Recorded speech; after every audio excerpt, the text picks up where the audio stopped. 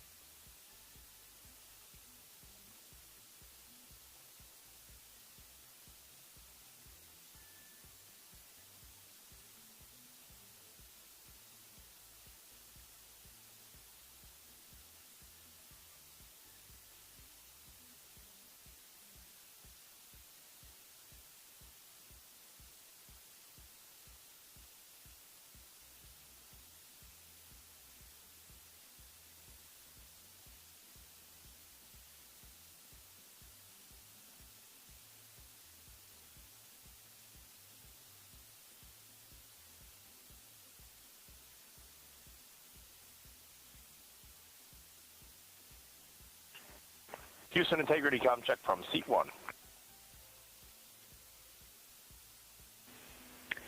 Seat 1, have you loud and clear coming down on both OE 1 and 2? How me on 1?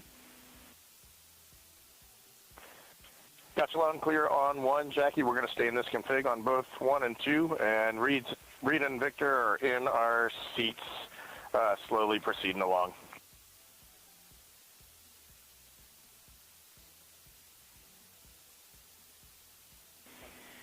Okay, we copy, and just to confirm, that means that you've got the bulk of your suits donned, is that correct?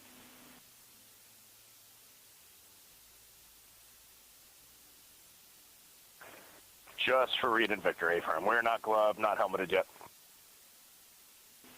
Copy all. Thanks.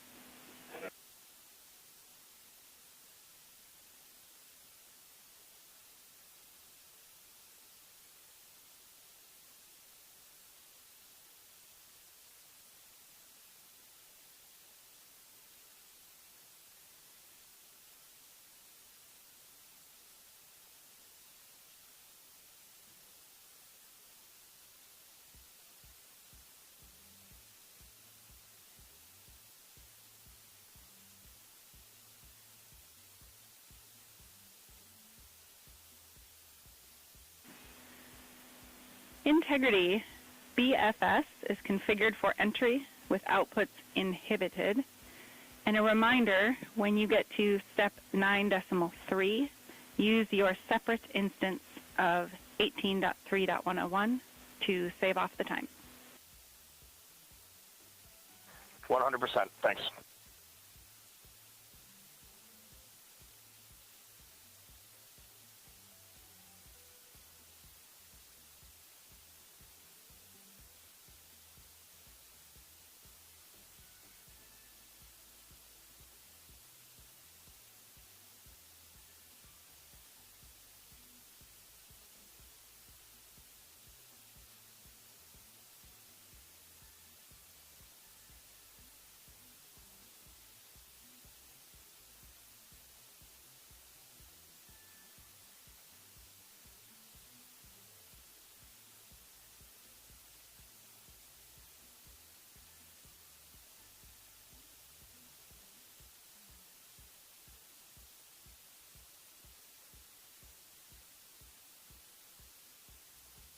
Houston integrity com check from C2.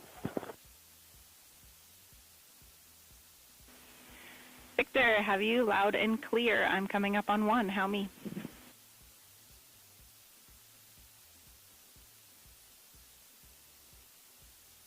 Jackie, I have you loud and clear on 1.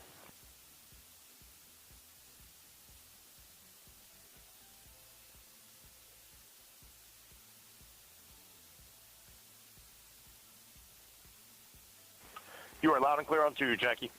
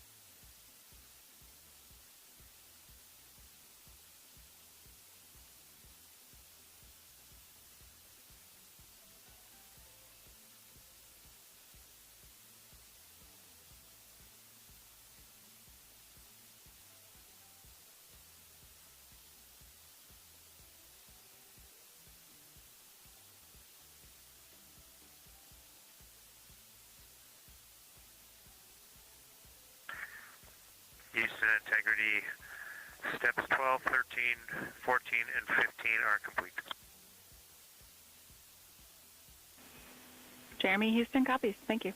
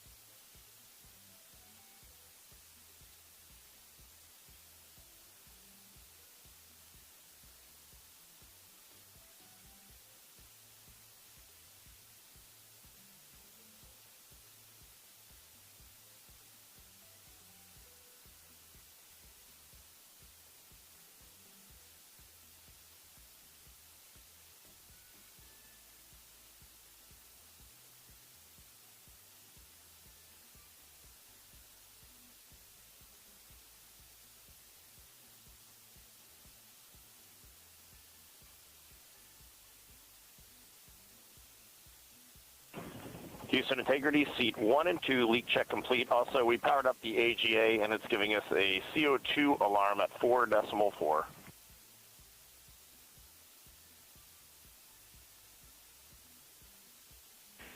We copy leak check. We saw it as well. And copy CO2 at 4.4. We are discussing. We also on the AGA have a bit A of 16. We've seen that in the past. Should go away.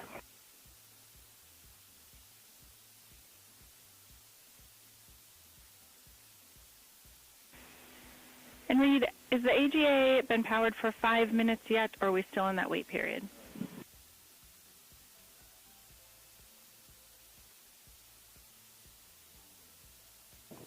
We are in the wait period. We expect that bit will go away. We copy, and that bit can also indicate that we cannot trust the other values, so we'll check back with you after the 5 minutes on the CO2 levels. A-firm.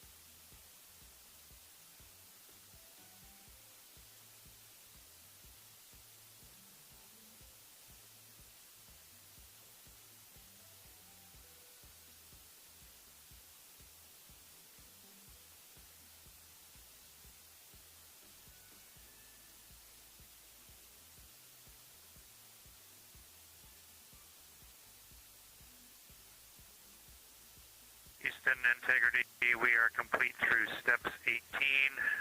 Seats 3 and 4 are yet to suit, obviously.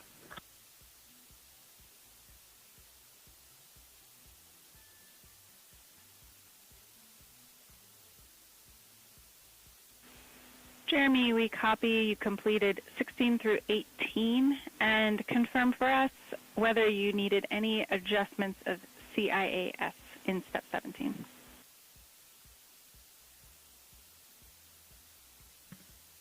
Negative. All the settings were still in their launch config.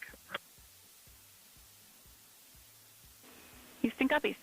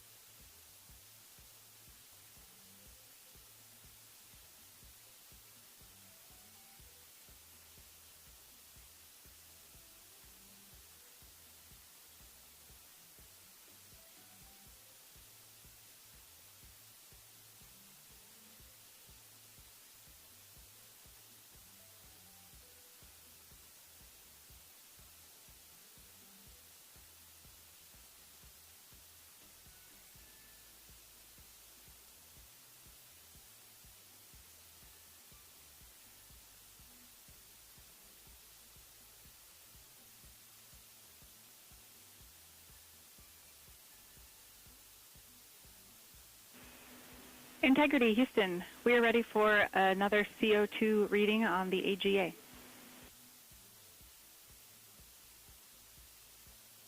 It is 5.1.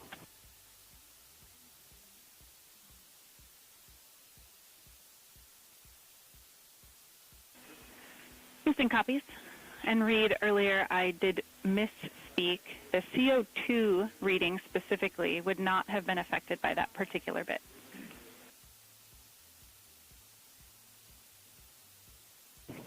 Okay, sounds good. We just know we're in an ARS suit, and that's very likely contributing to that.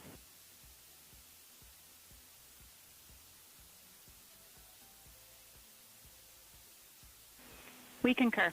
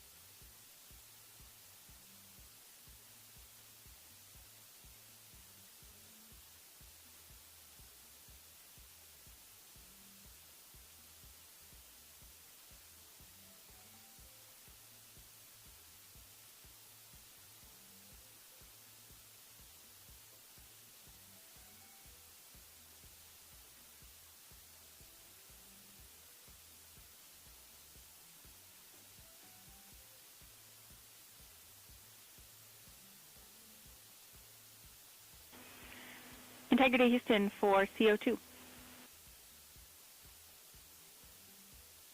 Go ahead, Jackie. Hey, Reed, what we'd like to do is open the ARS ISO valve to mix the cabin and suit loop air for the time being, and we would just need a call from you all when Christina and Jeremy are getting in their seats and are a few minutes out from leak checks, and we'll get that back into a good config for you to start the next leak check.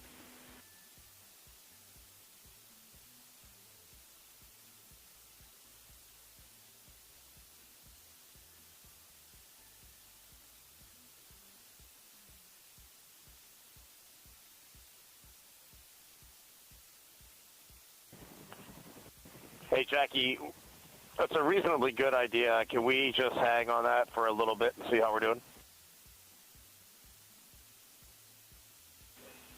Yep, up to you. We will wait. Let us know if you'd like that cabin air mixing.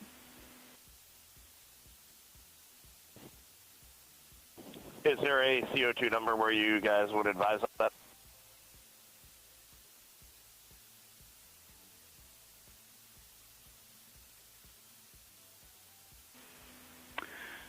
Reed, we would not want to go above 7.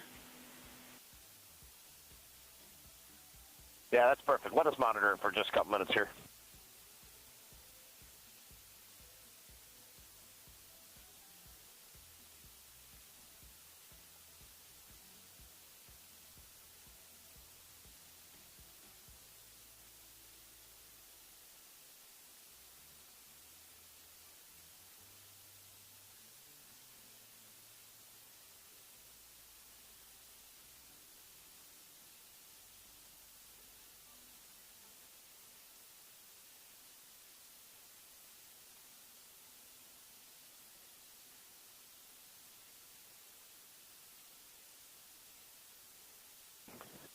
Houston, cabin entry config is complete, and Christina and Jeremy are about to start suit on.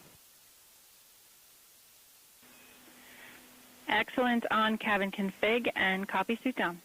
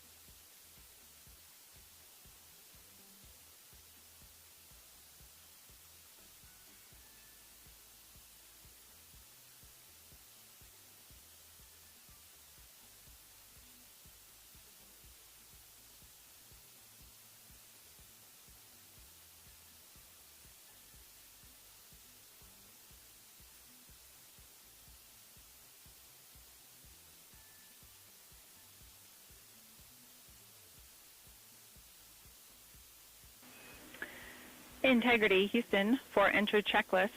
Your CMSM SEP ATP is set to go. We see that on the PFD, Jackie.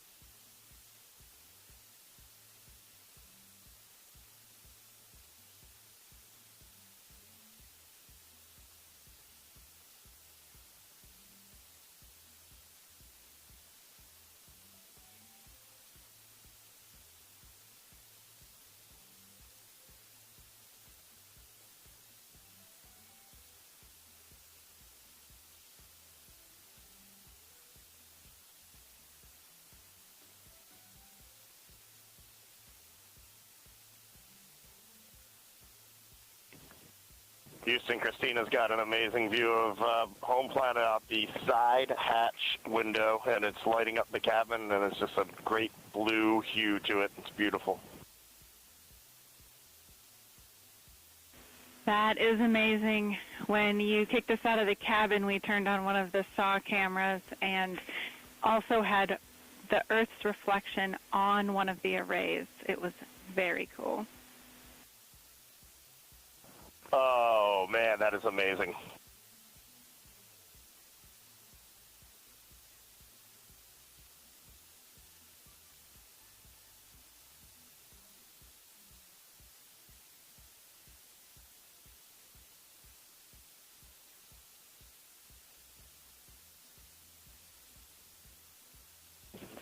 Jackie, the cabin audio cable and boom mic are in F3 large, stowed. We copy.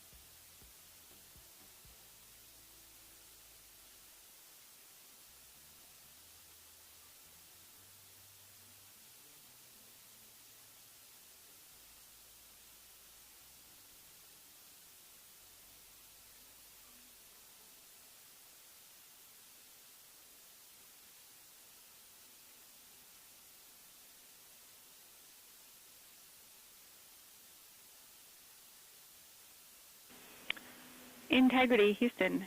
Cabin temp cold soaking is initiated.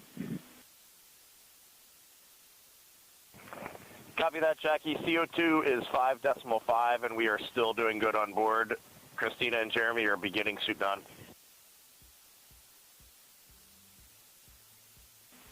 Houston copies all.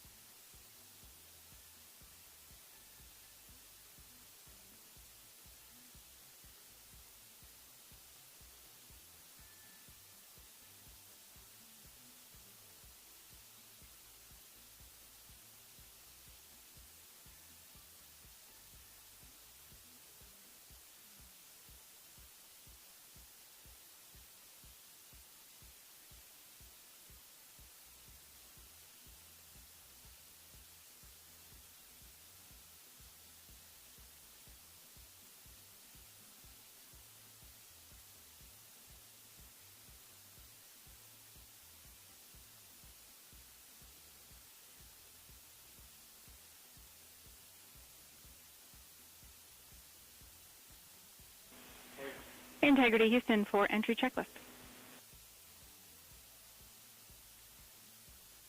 Go ahead, Jackie.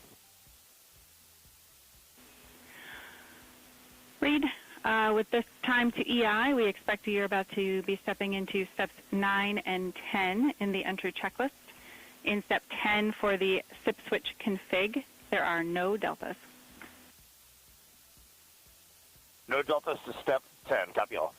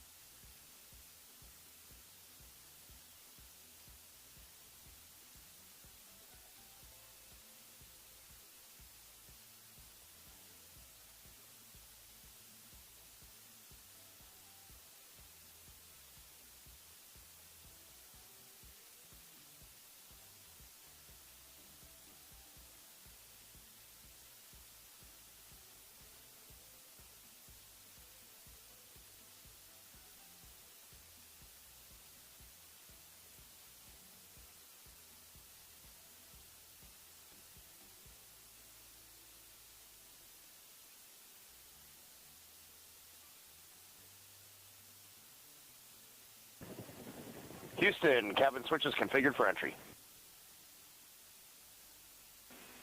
Houston copies.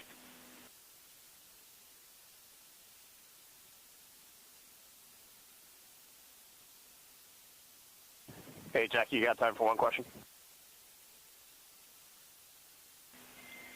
Go ahead. When I was looking at the BFS-SM SEP, it was the exact same time as our predicted SM SEP. Can you just confirm we don't need that to be a touch later?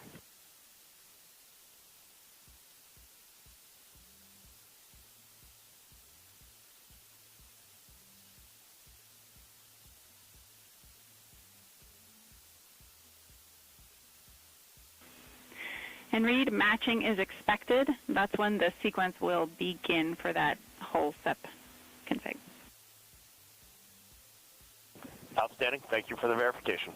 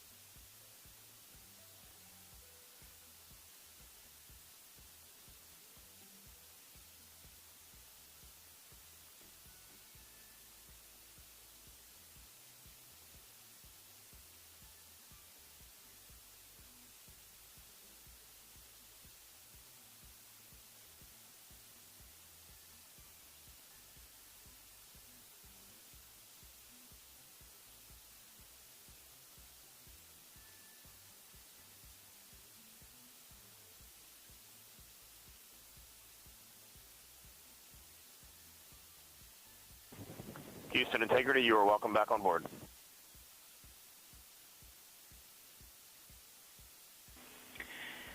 Houston copies. We will take you up on that.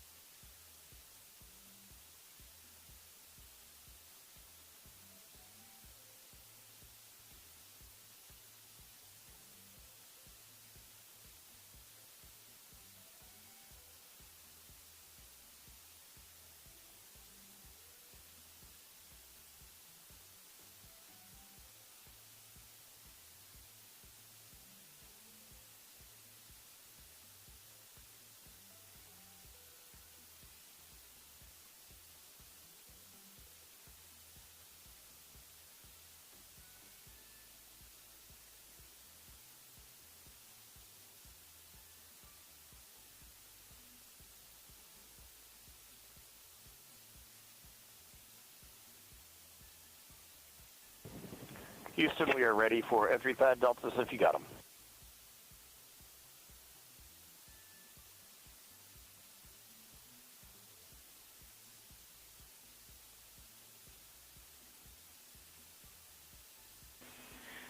Reed, we are taking a quick scan of those deltas, and we'll have them up to you in just a minute.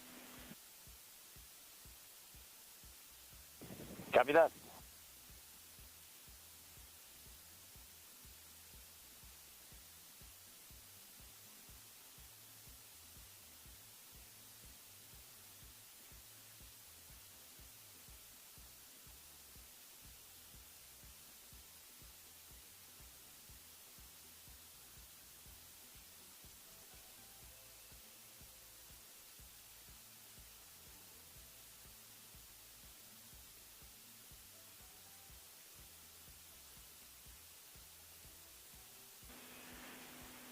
Integrity Houston with entry pad deltas.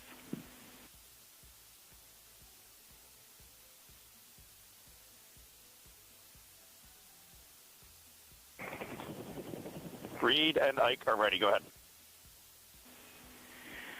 All right, these are deltas compared to the version you copied onto your knee boards on flight day 8. For burn guidance, delta V tote will be 9.1. TGO, 20 seconds. Body delta V in the Z direction, 9.1. How copy?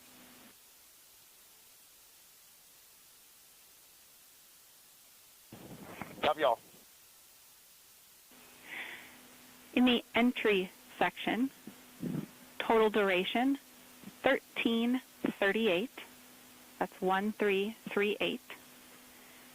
And splashdown time, 9 days, 013157.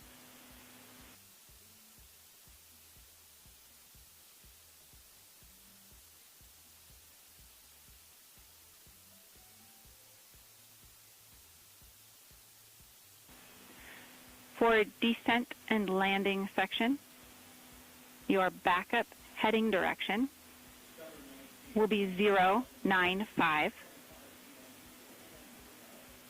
And for the landing site, a couple of changes to weather.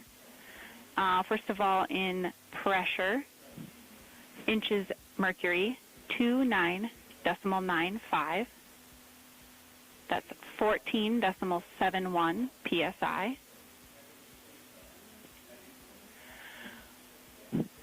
Sky conditions, clouds, few to scattered, 010. Surface winds, 275 at 6 knots.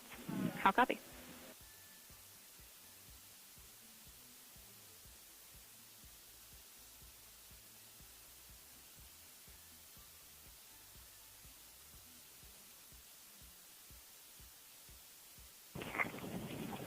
Jackie, we don't remember if the number is 06 or 08 for you, but we copy all on the entry pad. I copy all. And with that, it's a good entry pad, and we can continue in the procedure. Integrity.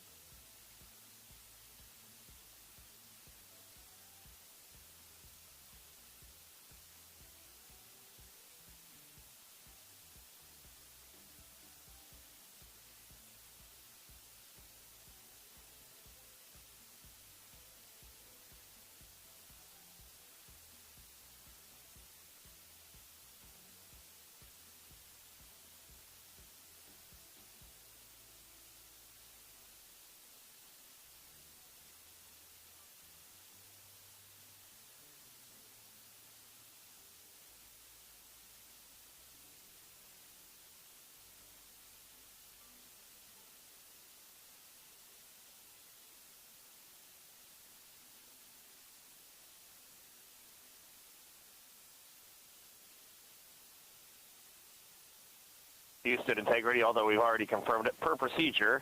Instruction 115 of entry checklist. SM separation ATP is go. Houston copies. Christina and Jeremy are fully zipped, and they're working on EBS and then seating up. We copy. Thanks for the status.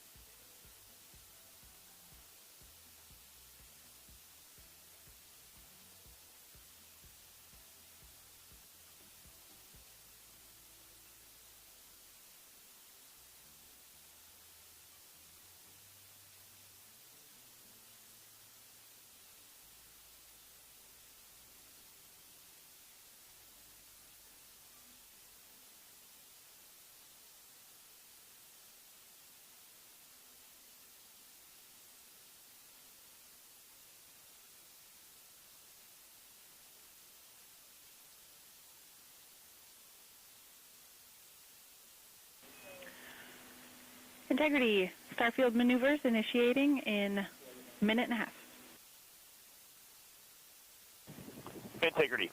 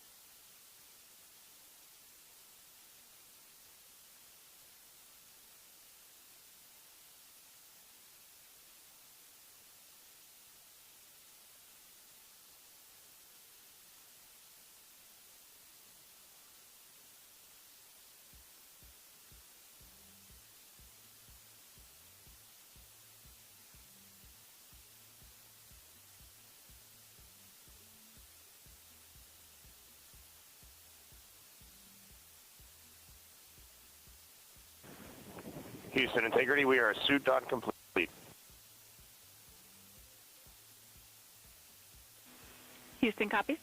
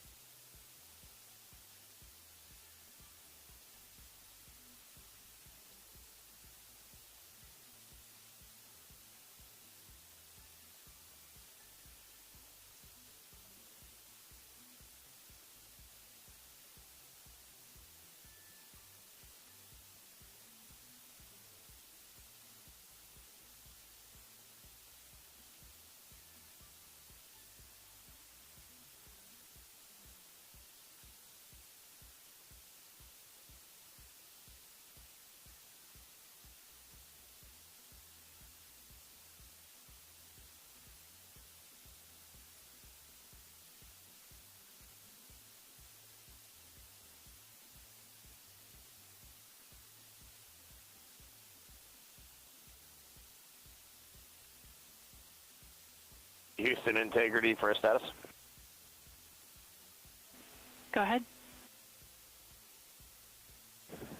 Seats 3 and 4 are connecting umbilicals. We're going to be stepping into leak check soon. 1 and 2 will be seated. 3 and 4 will be free float, and we'll configure EPROC accordingly. Houston copies all.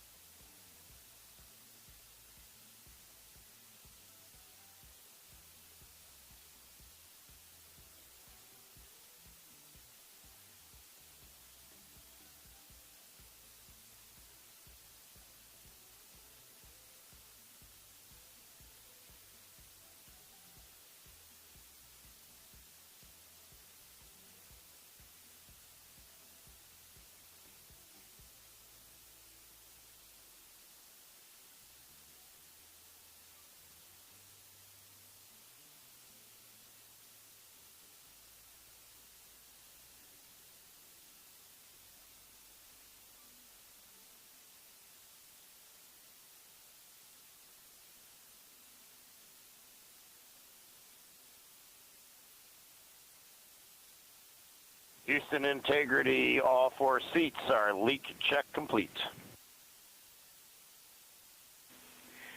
Houston copies. Congratulations. And while you were busy, BFS outputs were enabled. We saw them go enabled on board.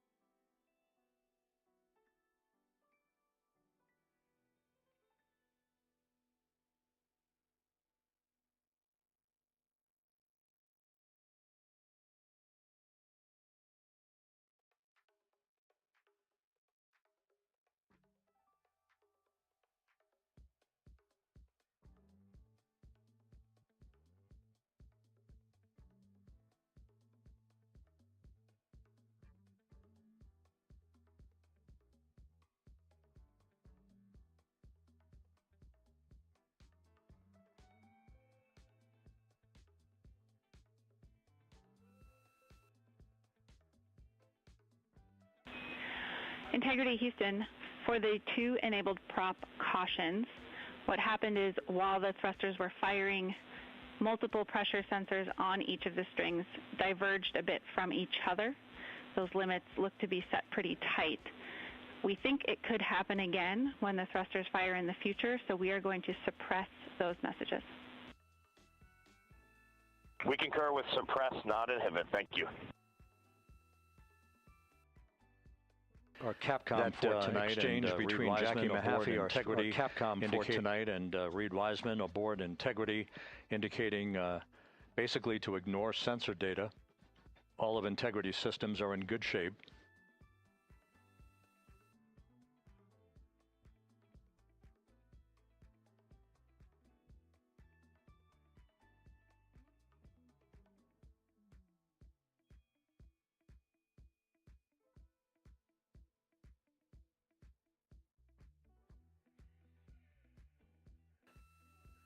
Now, coming up on about 90 seconds till the crew module, service module separation.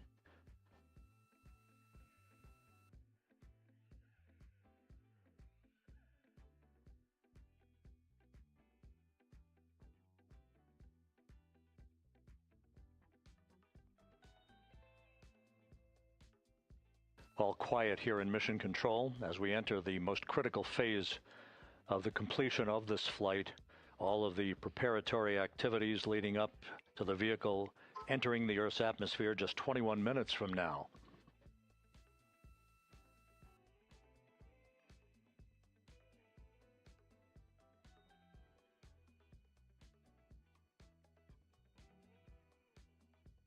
Coming up on 1 minute. Mark 1 minute till crew module, service module separation.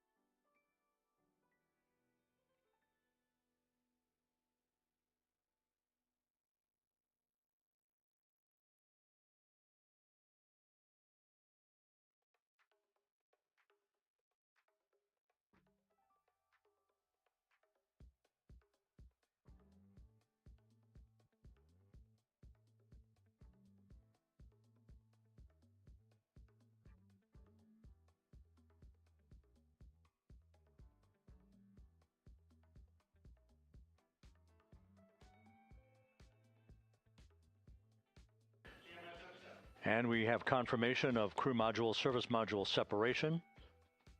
And a great view, albeit momentarily. Houston, good step on board. Houston copies and concurs. The European service module now separated from Integrity, a job well done. Integrity, no action for the 4 CDH cautions. Those are SM related, not applicable. Integrity.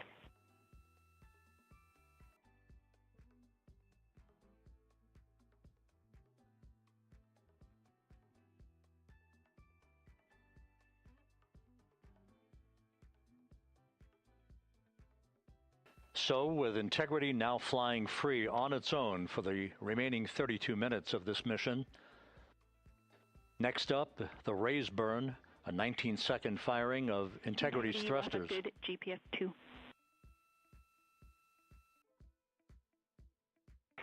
Integrity copies, good GPS 2.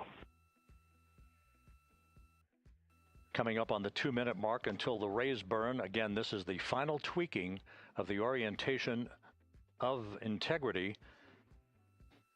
to put it in the right angle, if you will, the angle of attack that it will fly in during its entrance into the Earth's atmosphere. Entry interface now just 18 minutes, 25 seconds away. This is a visualization, but driven by real-time telemetry. This is the maneuvering of Integrity to the raise burn orientation. Just 2,800 miles from Earth.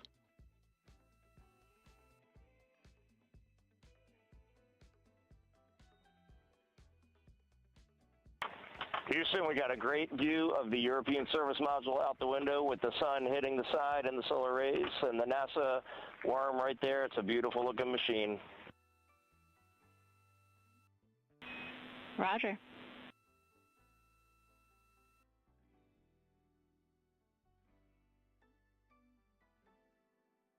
And we have completed the maneuver to the raised burn orientation, 1 minute away from the raised burn.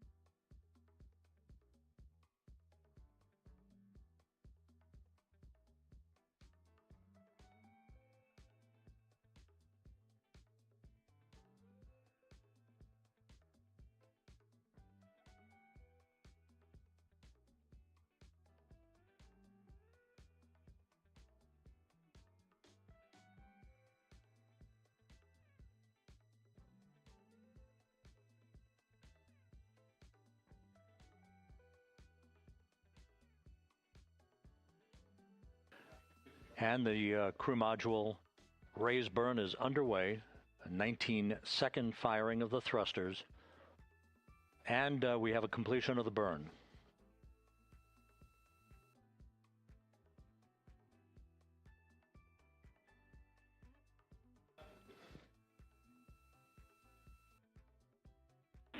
Integrity, good. CM raise burn. Your flight path angle is within limits.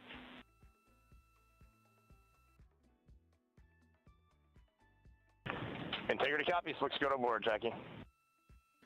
So the final maneuver is now complete.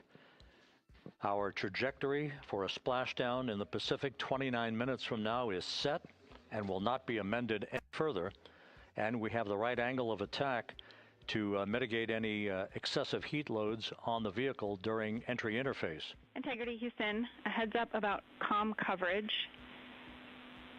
When you perform the 180 roll, for the first minute or so in that attitude, we expect about a minute LOS. We copy.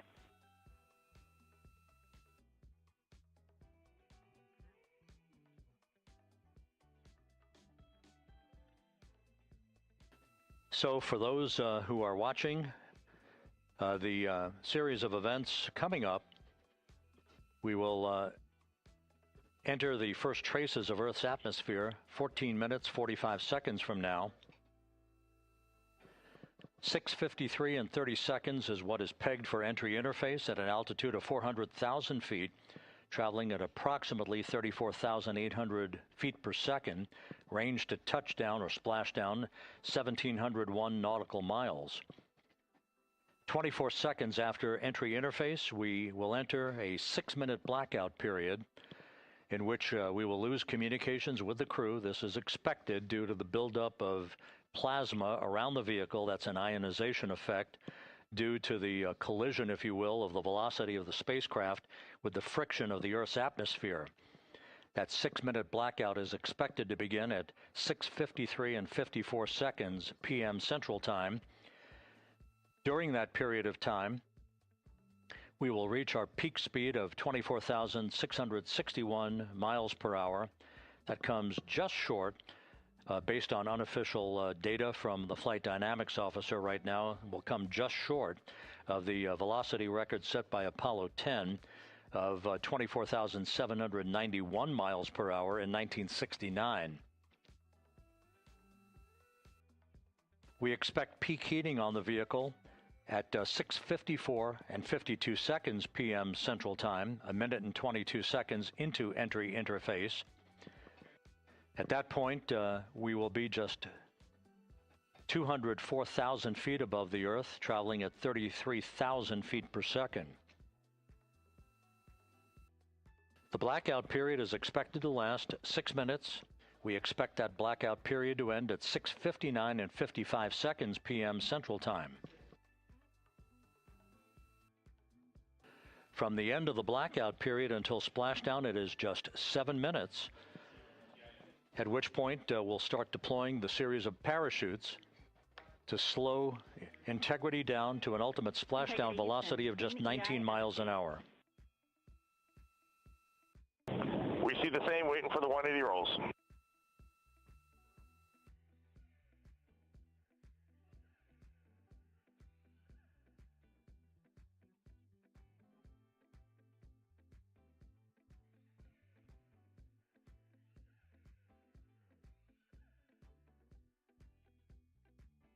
The parachute deployment sequence, once again, will come in several segments, but in rapid-fire succession. And we have a great view of the moon out window, too. Looks a little smaller than yesterday. Guess we'll have to go back.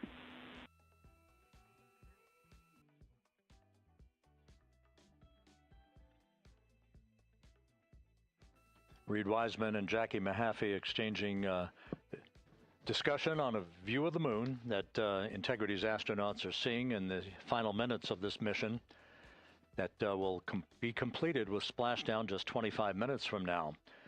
3 forward bay cover parachutes will be used to pull the forward bay cover off the top of the vehicle. Then 2 drogue parachutes will be deployed to slow and stabilize the crew module during its descent, followed by 3 pilot parachutes that will lift and deploy the main parachutes from the forward bay. The final sequence will have 3 main parachutes deployed. These will be 116 feet in diameter, each main parachute approximately 265 feet long when reefed. The parachutes will ultimately slow Integrity down from its peak speed of almost 33 times the speed of sound to a gentle 19 miles an hour at splashdown.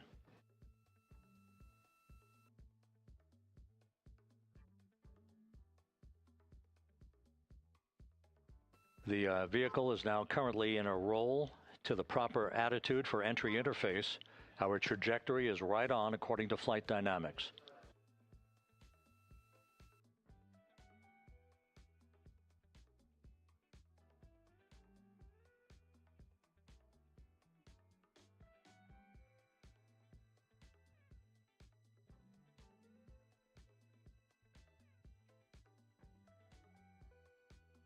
Integrity is on a trajectory from southwest and northeast across the Pacific Ocean, descending at a rate of 15,000 feet per second.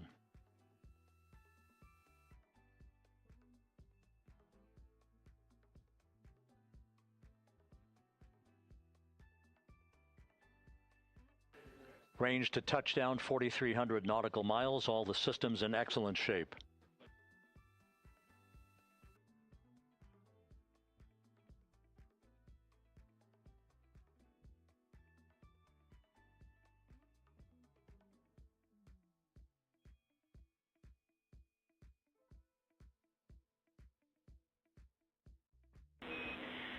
Integrity, Orion in the EI roll 180 attitude.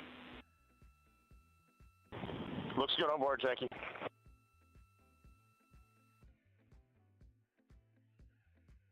This view out of one of Integrity's windows. We had a call for 3 good baros. Those are barometric pressure sensors that feed altitude and rate of descent information to Integrity's computers that will trigger the parachute deployment sequence. We are less than 9 minutes away from entry interface, 22 minutes from splashdown.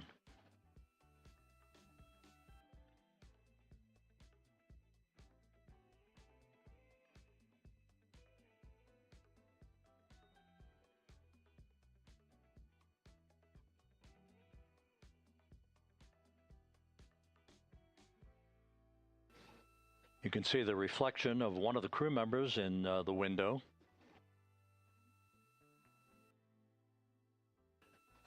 Out in the Pacific, the weather conditions remain go. Just a few clouds, some scattered clouds, winds at 10 knots, wave heights just about 4 feet. A gentle day in the Pacific for the homecoming of Integrity's astronauts.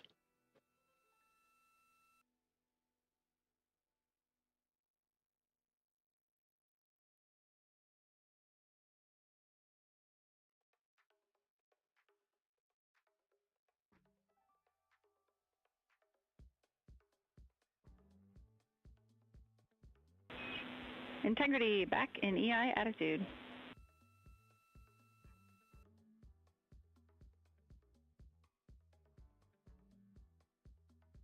We see the same on board, Jackie.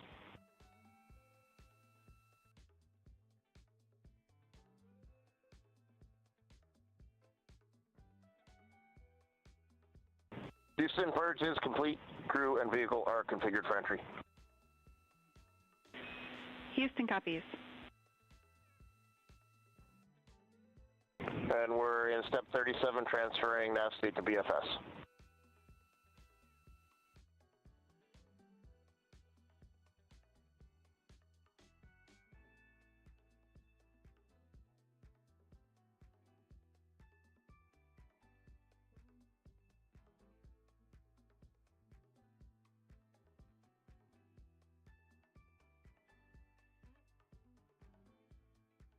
And Houston, in instruction 509, we are not below 0.2.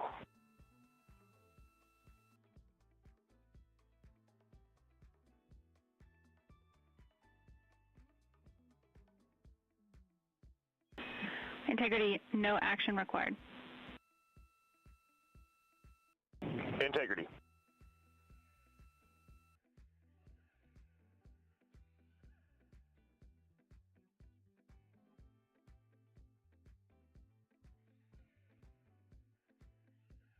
Now 6 minutes away from entry interface.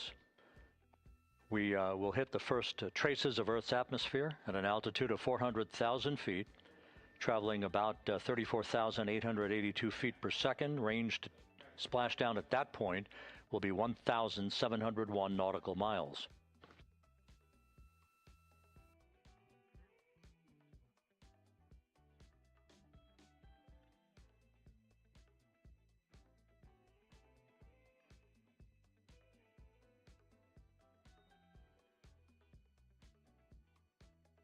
And once again, just a reminder, some 24 seconds after entry interface, we do expect to lose communications with the vehicle and the crew during a 6-minute blackout period when a plasma shield will build up around the spacecraft due to the ionization, due to heating effects. And Flight Dynamics has just confirmed we will have a blackout period of exactly 6 minutes in duration. And once again, that's due to the fact that a plasma buildup around the vehicle will prevent communications and data, so we will not be able to talk to the crew members at that time, nor will we receive data here in the flight control room. Houston, everything is looking good on board. Just confirm no pre-EI downloads. Houston concurs. That blackout period to begin at 6:53 and 54 seconds p.m. Central Time, and again will last about 6 minutes in duration.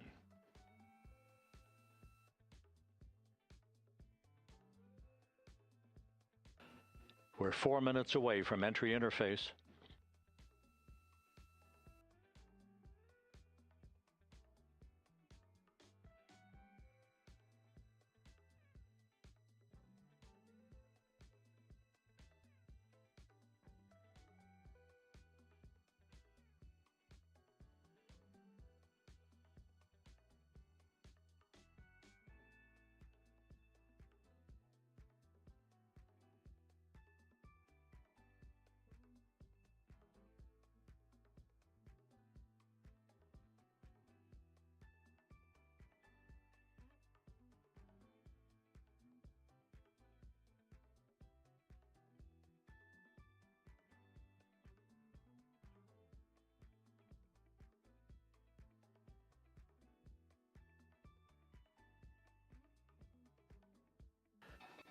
This view from Integrity as it crosses from southwest to northeast across the Pacific Ocean, 3 minutes from entry interface.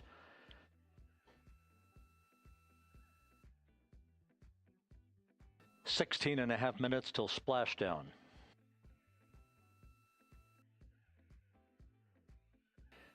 The USS John P. Murtha and the recovery team is on station and in position, as are the airborne imagery assets that we hope to receive imagery from as Artemis enters the Earth's atmosphere and through parachute deployment.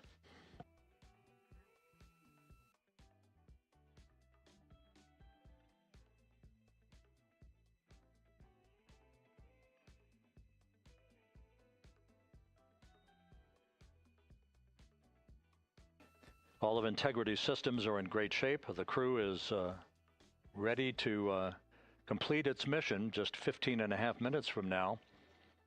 All of the activities today have gone off in perfect fashion. No issues with the vehicle, no issues with the crew. And the weather at the splashdown site is go.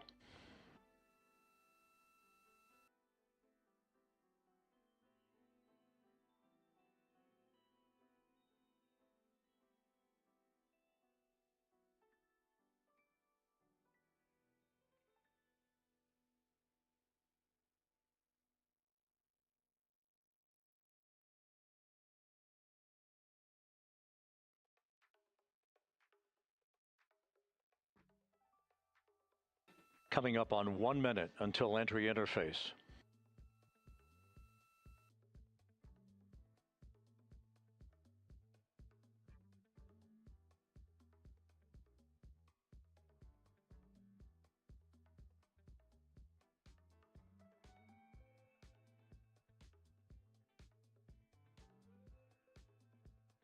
Mark 1 minute until entry interface. 1 minute, 20 seconds until the expected start of our 6-minute blackout. Integrity, 1 minute to a 6-minute blackout. Integrity.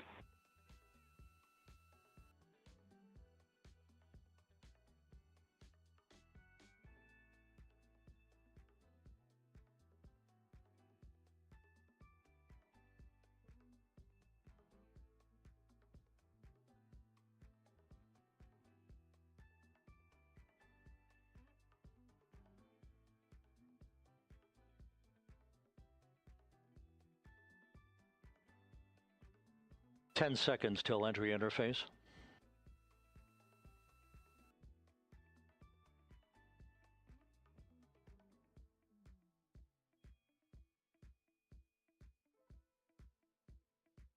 And we have crossed the threshold, now entering the Earth's atmosphere.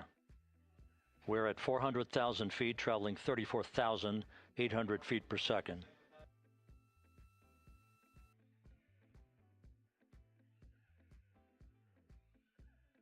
Time to splash down, 13 minutes, 10 seconds.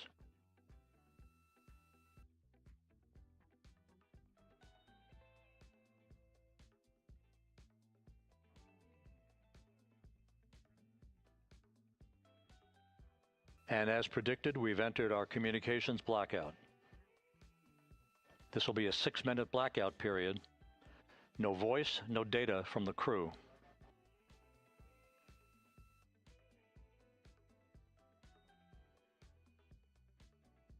We're 30 seconds away from the anticipated point of peak heating on the vehicle, where temperatures will rise to about 4,000 to 5,000 degrees Fahrenheit. This is the true test of our trajectory.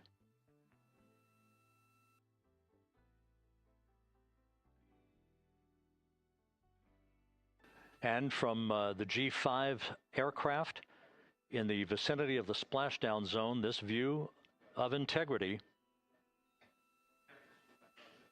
So that pinpoint of light shows the vehicle as it enters the period of peak heating in the Earth's atmosphere, the first tug of gravity being felt by Integrity's astronauts since their launch back on April 1st.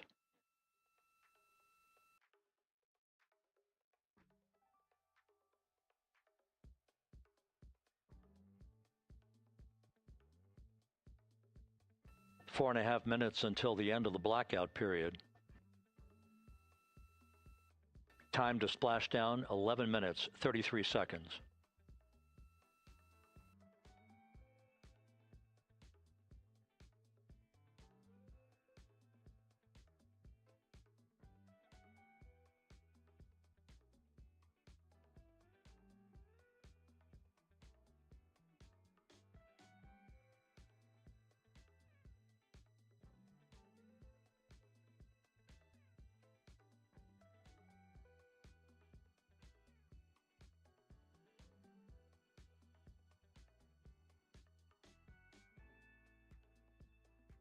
The landing and support officer reports that the P3 has acquisition on integrity.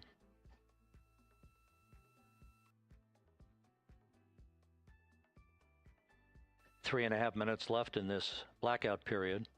This is a visualization of the plasma buildup around the spacecraft and the repelling of that heat on Integrity's heat shield.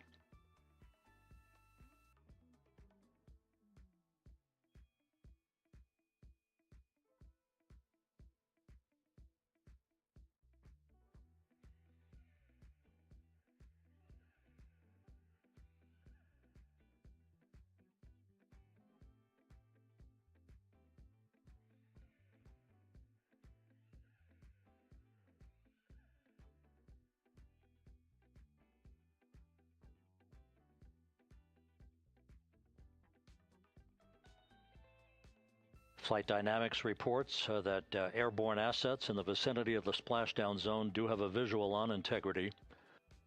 Still 2 minutes and 40 seconds left in our blackout period. Time to splashdown, 9 minutes, 35 seconds.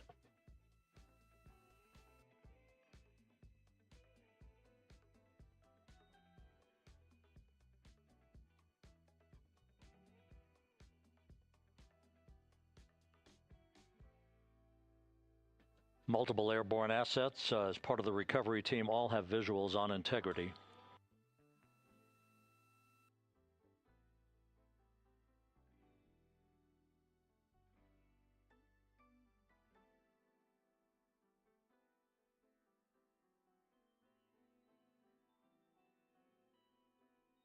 And the WB-57 flying in the splashdown zone also has a visual. And the Navy helos also have visuals.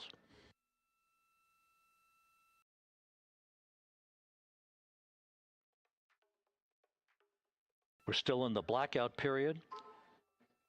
Still do not have communications from the crew.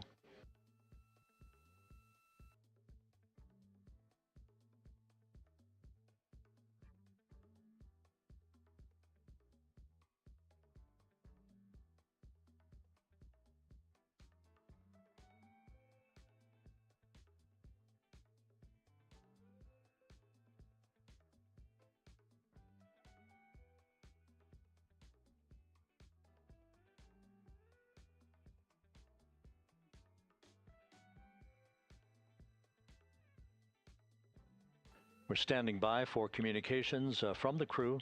We should be out of the blackout period less than a minute from now.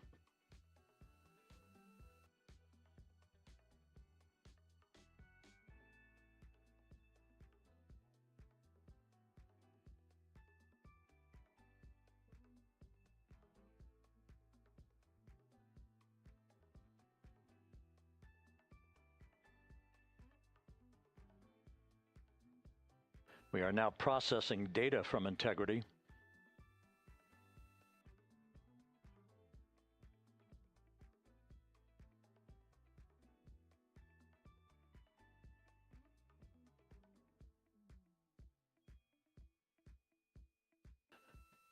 Landing and support officer reports the small boats are en route to the splashdown target zone.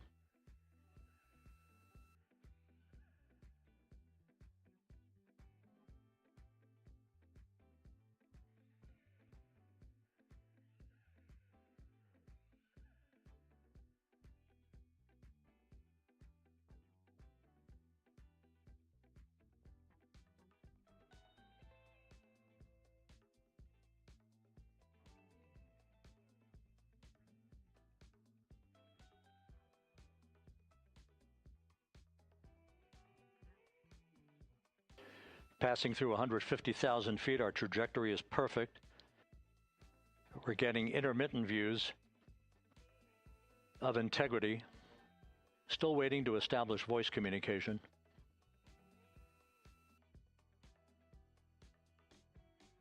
Integrity, Houston, comm check, post-blackout. Houston, Integrity, we have you loud and clear. Your trajectory is nominal, and your recovery teams have visual. Guidance looks good. No action for the enabled internal camera controller fail. Big cheers from the viewing room here in Mission Control as voice communication reestablished with Commander Reed Wiseman. For America and a waiting world, Integrity is 5.5 minutes away from coming home.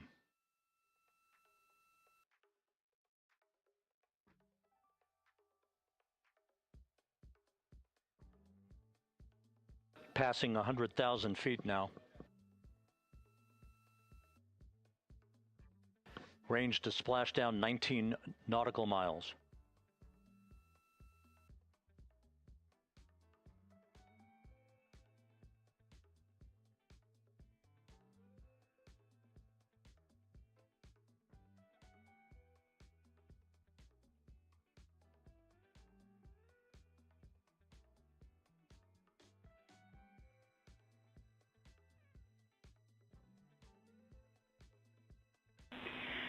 Integrity, impact to the camera controller fail is no Cab 1 views of the chutes.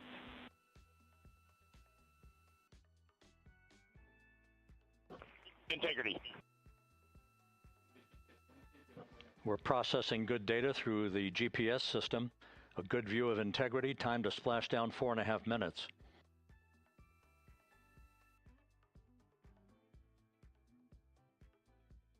And a view of Integrity from the WB-57.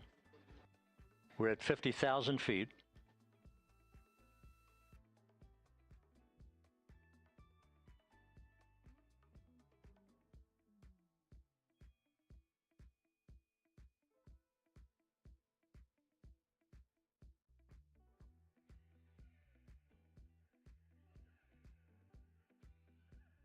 The pyros are armed for forward bay cover jettison.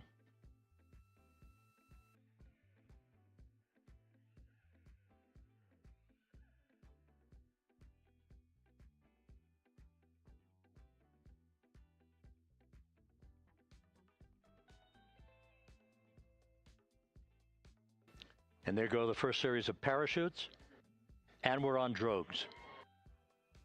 And Houston, we're visual 2 drogues out the window. 2 good drogue chutes. Next up, We copy, we see them.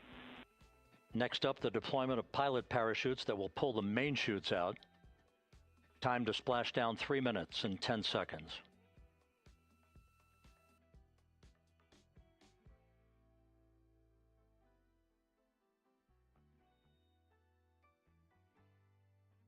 Perfect descent rate according to flight dynamics. Good rates on 2 drogues.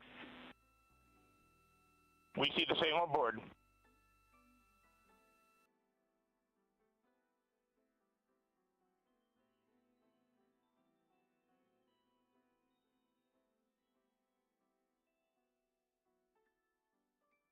Passing through 10,000 feet, still on drogues.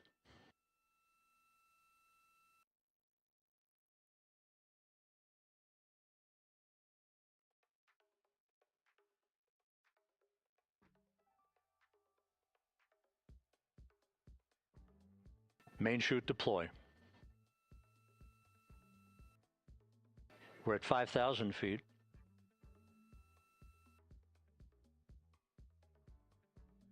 Search and recovery beacon has been activated on Integrity. And we have 3 good main chutes. Good 3 main chutes, good reefing, good descent rate. Good rates, and we see 3 good-looking parachutes.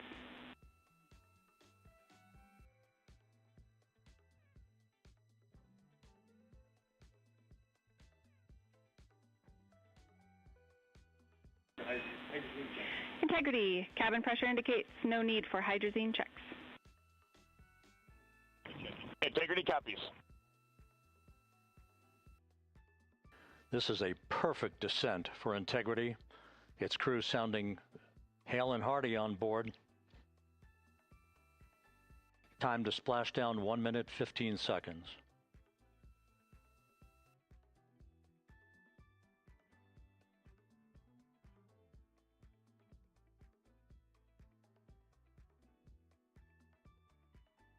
Integrity about to complete a journey spanning 694,481 miles from its launch from the Kennedy Space Center back on April 1st, and a trip around the moon.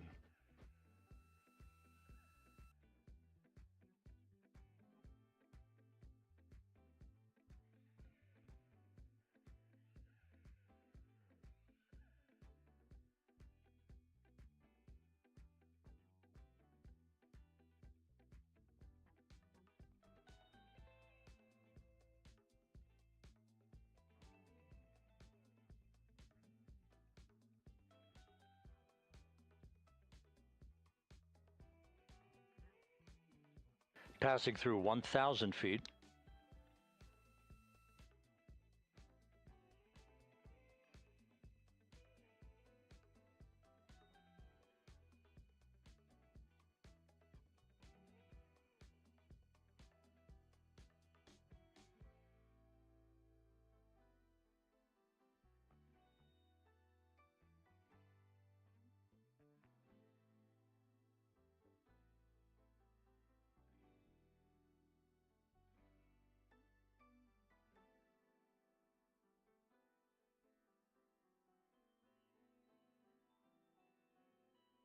Houston Integrity, splashdown, sending post-landing command now. Splashdown confirmed. Copy splashdown, waiting on VLDR. Splashdown confirmed at 7:07 p.m. Central Time, 5:07 p.m. Pacific Time. From the pages of Jules Verne to a modern-day mission to the moon, a new chapter of the exploration of our celestial neighbor is complete. Integrity's astronauts back on Earth.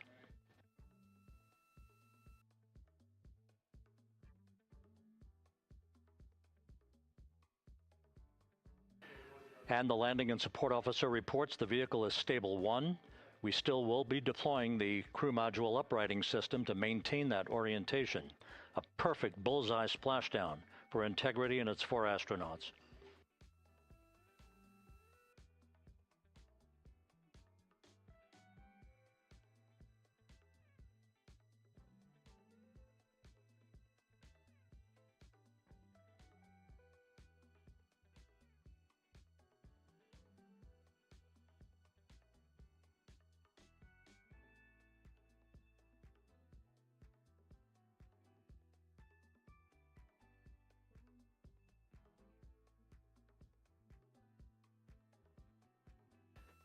The unofficial splashdown time, 7:07 and 47 seconds p.m. Central Time. We'll get that refined for you.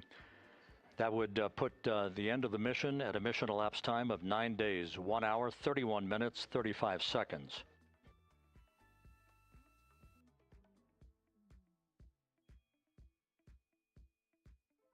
And we're configuring for very low data rate.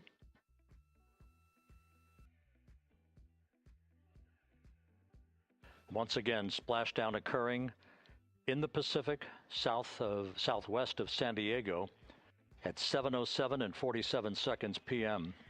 Integrity Houston, comm check on VLDR.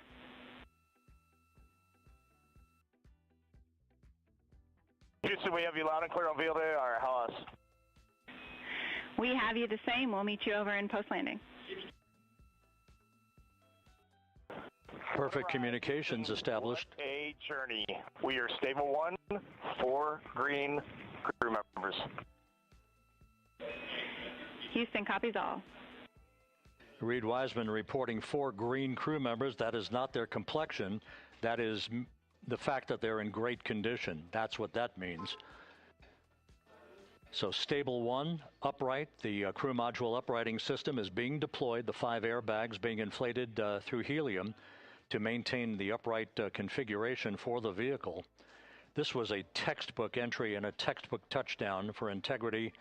Reed Wiseman, Victor Glover, Christina Cook, and Jeremy Hansen back on Earth after a journey around the moon.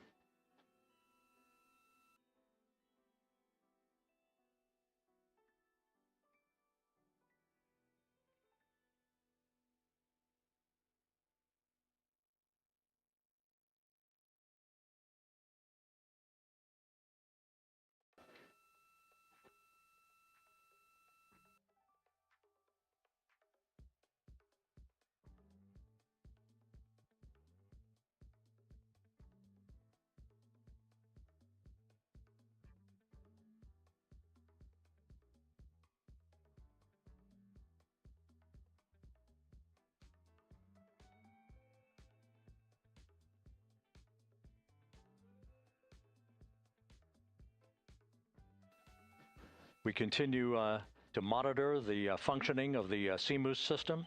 The airbags are being inflated to maintain a stable one or upright configuration. And there's a good view from one of the naval helicopters hovering overhead. Reed Wiseman reporting 4 green crew members, meaning they're all in excellent shape.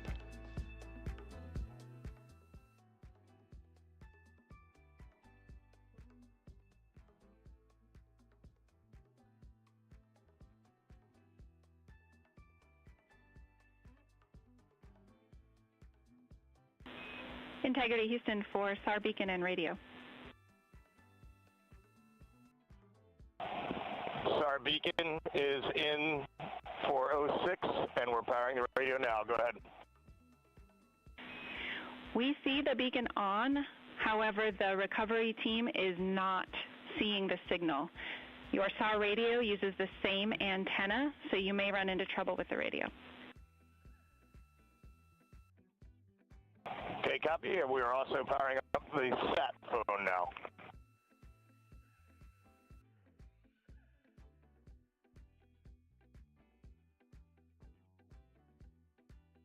So Integrity is in great shape, and as the crew continues its post-splashdown timelined activities on board, Reed Wiseman once again reporting that all 4 crew members are in excellent shape.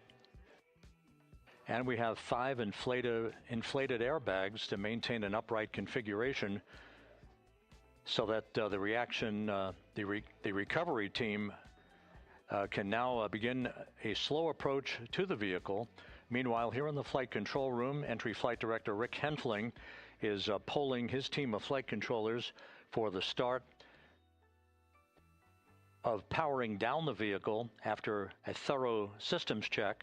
We have no toxic gases to be concerned about, so the recovery personnel can approach the vehicle, but not until we have powered down the spacecraft. That's expected to take a few more minutes.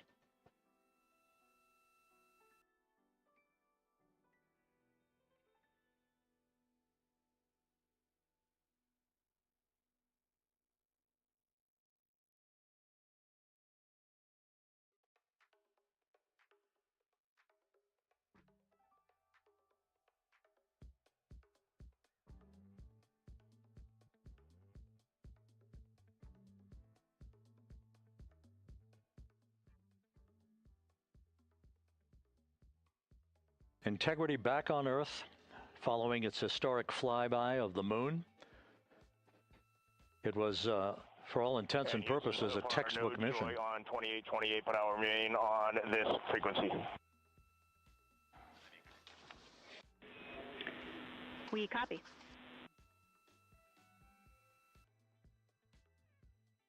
Reed Wiseman indicating some trouble with the SARSAT phone on board. But that's not an issue. What is more important is that the vehicle is solid. No issues as we begin the power down of the vehicle to begin the recovery process.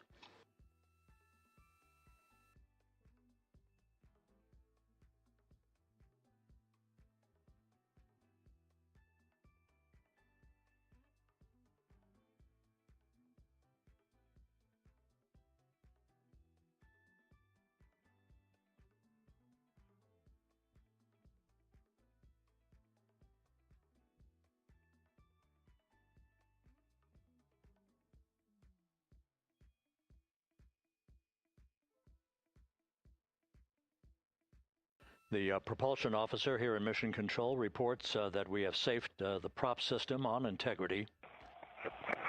Can you say again? That was very weak and broken.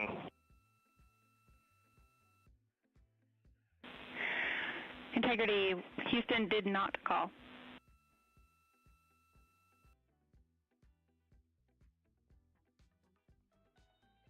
Copy that, Houston. It might have been on the SAR radio. Stand by.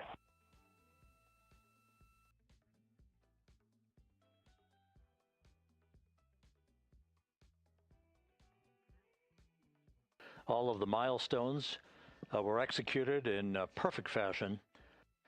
Integrity entering the Earth's atmosphere right on time reaching its peak speed shortly after a blackout period began. We emerged from the blackout period, but the recovery imagery airborne assets were able to pick up Integrity's descent almost immediately through entry interface, tracking the vehicle all the way down. And finally, you saw the sequence of chute deployments. First, the forward bay cover being pulled off the top of the vehicle by a series of 3 parachutes. Then the drogue chutes were deployed, followed by the 3 main chutes that slowed the splashdown velocity of Integrity to just 19 miles an hour.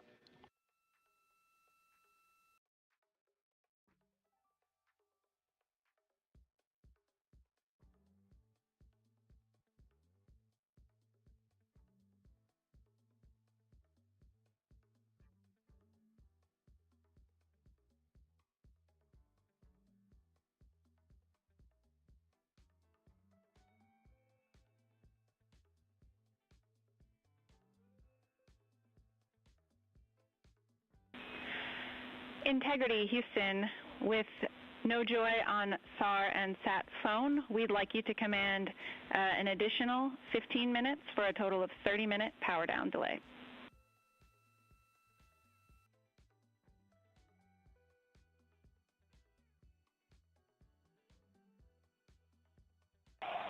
All right, Jackie, we have selected T/D+30.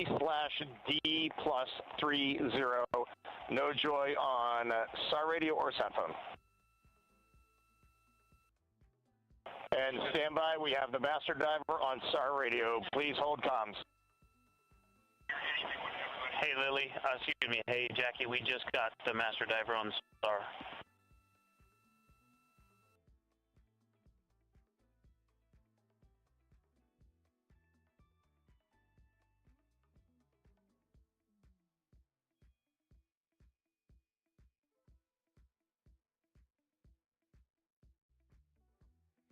A good view of one of the fast boats. Integrity, Houston, if you are happy with your comm with Master Diver, you can go back to the 15-minute power down. Okay, stand by. Yeah, we'll confirm here in a second.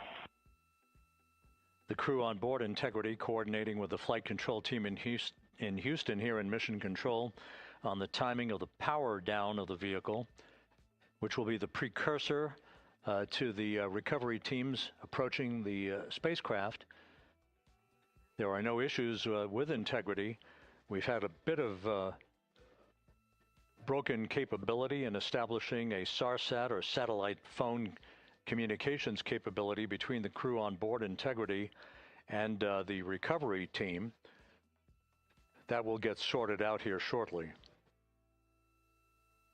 There's plenty of cooling on board Integrity, so there's no rush to begin the power down. I'm trying to call you on the sat phone and not getting an answer there either. Concur. We haven't had anything come through.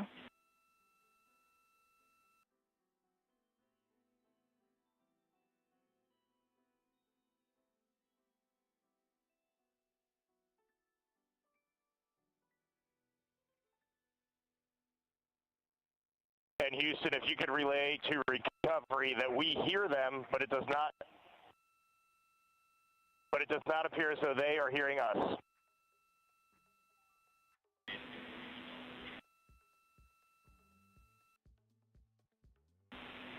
Houston copies, and Reed, just to confirm, you are pushing the PTT on the radio.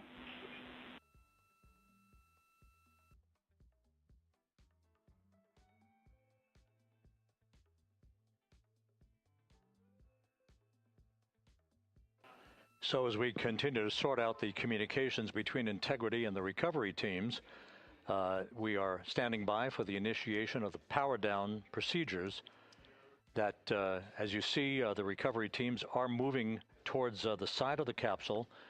The next major event will be the erection of that large inflatable raft called the front porch. That will be the port of call for the crew as they're being extracted one by one from the vehicle.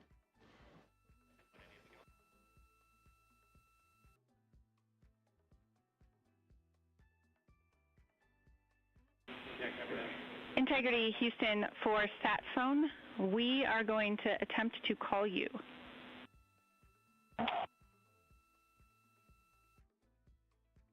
Good idea, standing by.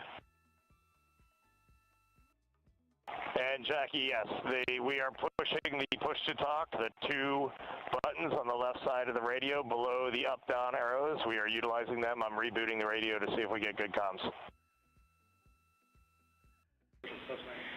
Okay, we copy all, and just to confirm, you are seeing that you are touchdown plus 3030 for power, correct? That's the affirmative.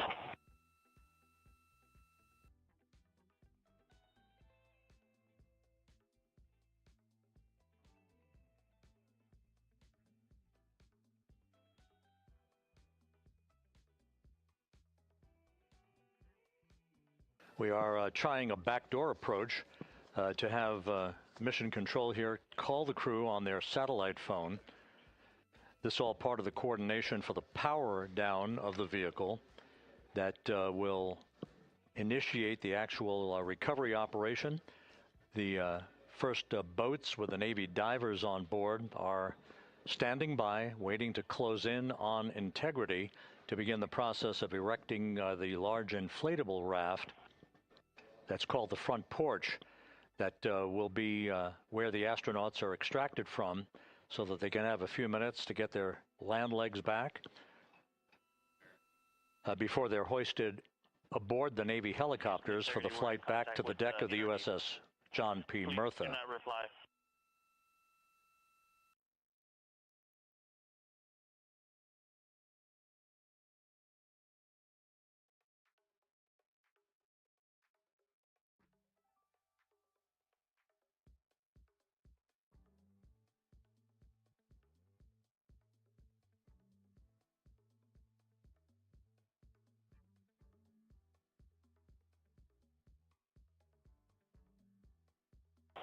And Houston, please don't reply. NRD, very weak,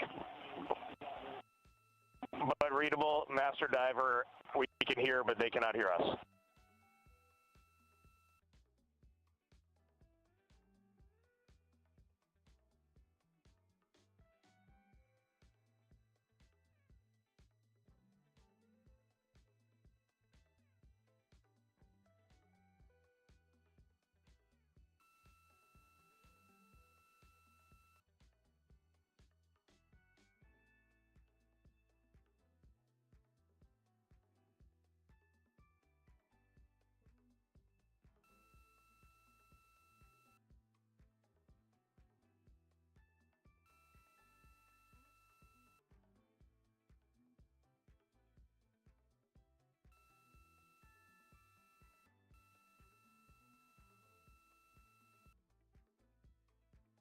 And Houston on OE1, is there any chance to tie us into NRD?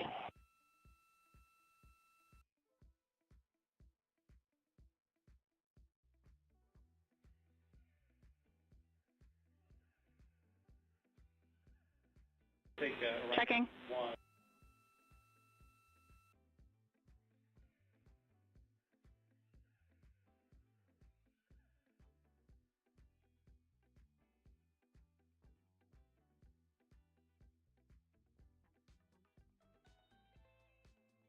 This is Mission Control, Houston.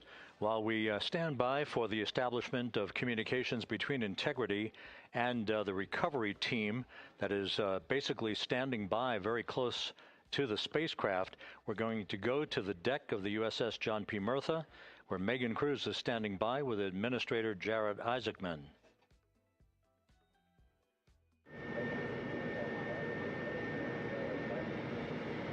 Hey, Rob, yeah, just such an honor to be able to be here on the ship, to be able to share and experience this moment with everyone together. And of course, as you just said, yes, here with NASA Administrator Jared Isaacman. Administrator, how did you feel getting to witness this and seeing NASA at its best?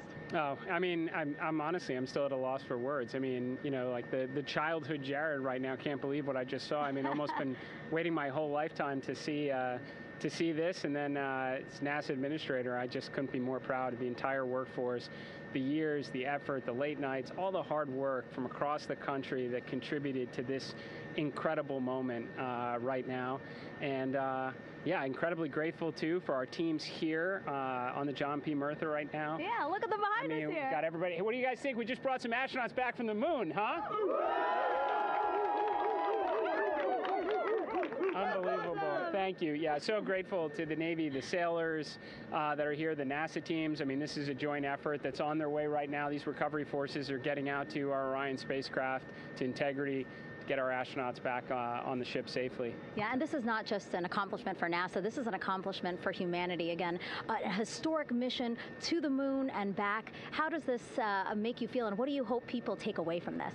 Well, I'll tell you, I think about the crew members that we've all had an opportunity to observe over the last 10 days, right? I mean, they're absolutely professional astronauts. I mean, wonderful communicators, almost poets. But then I think these were the ambassadors from humanity to the stars that we sent out there right now. And I can't imagine a better crew than the Artemis II crew that just completed a perfect mission right now. So yes, it's a huge moment for everybody, right? I mean, we are back in the business of sending astronauts to the moon, bringing them back safely, and to set up for a series more. I mean, this is not a once-in-a-lifetime, which you hear sometimes around here. It's like, this was a once-in-a-lifetime. No, it's not. This is just the beginning. We are going to get back into doing this with frequency, sending missions to the moon until we land on it in 2028 and start building our base. Yeah, are we going to build on the momentum for Artemis III? I mean, it's just around the corner. Absolutely. So, I mean, that's, part of me too. Like, I can't wait to get the crew off of Integrity right now, but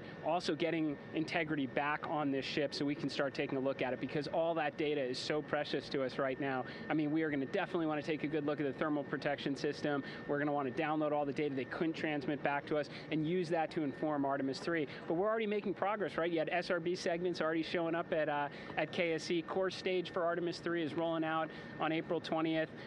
We're getting Mobile Launcher 1 back in vehicle assembly building. So yes, there is a lot to celebrate right now on a mission well accomplished for Artemis 2, and at the same time, we got to start getting ready for 3. Amazing. And last question, for people who joined us for all 10 days to see what we can accomplish together with our international partners, what do you think about the fact that we're going to keep doing this more and more and more?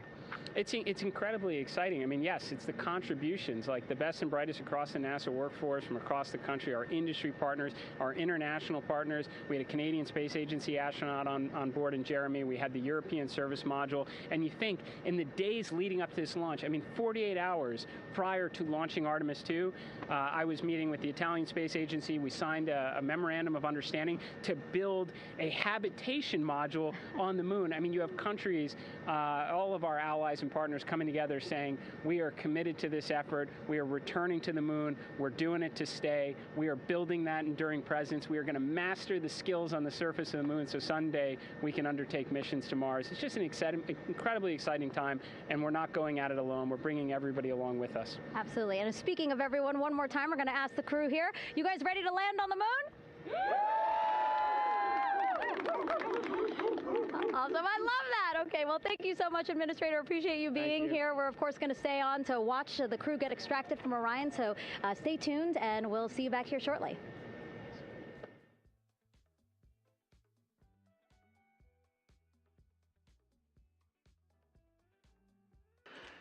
Thank you, Megan, and thank you, Administrator Isaacman.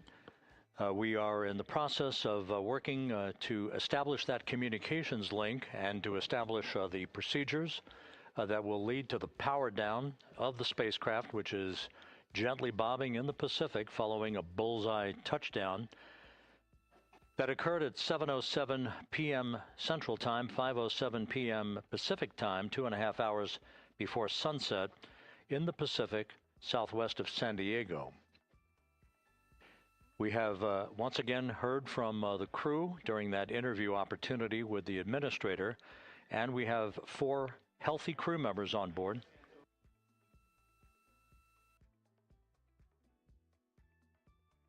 We now have confirmation that the vehicle has been powered down as per the procedures. So we have vehicle powered down, And the flight control team here in Houston, Flight Director Rick Henfling, has handed over mission authority to the Exploration Ground Systems team out in the Pacific. Now, we will physically not get off console with this team until the crew has been extracted into the front porch, that inflatable raft that will be erected along the side hatch of Integrity. So we're standing by for that in the next step in the recovery procedures. But everything is in great shape, and we have 4 healthy crew members on board the vehicle.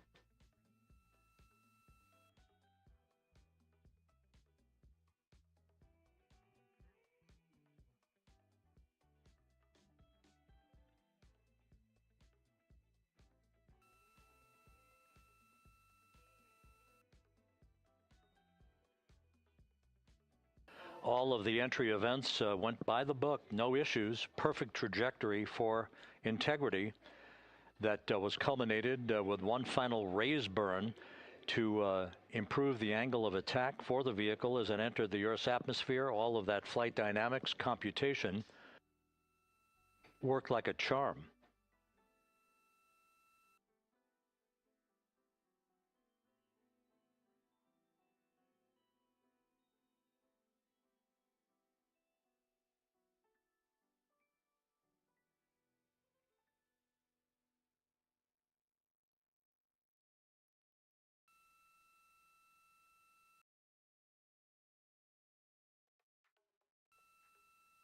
So we are standing by for the recovery team to approach Integrity and begin the process of erecting that inflatable raft called the front porch, which will see the crew members be extracted from the hatch of Orion into that inflatable raft before they're hoisted aboard 2 Navy helicopters in a variety of different configurations. Each crew member will be hoisted in sequential fashion, in alternating fashion, 2 crew members for each helicopter before they turn around to head back to the John P. Murtha. Once on the deck of the ship, they'll be brought into medical bay for comprehensive medical exams. But Reed Wiseman has reported several times that the crew is in excellent shape.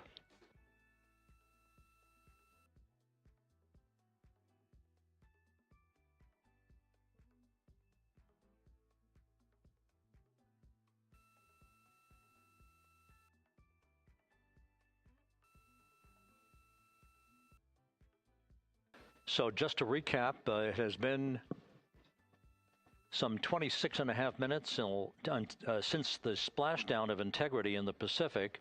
The vehicle is in excellent shape. It performed like a champ all the way down through the Earth's atmosphere. All of the vehicle functions were checked off in excellent trip hammer fashion. The parachutes all deployed as planned. Splashdown occurring at 7:07 p.m. Central Time, 5:07 p.m. Pacific Time.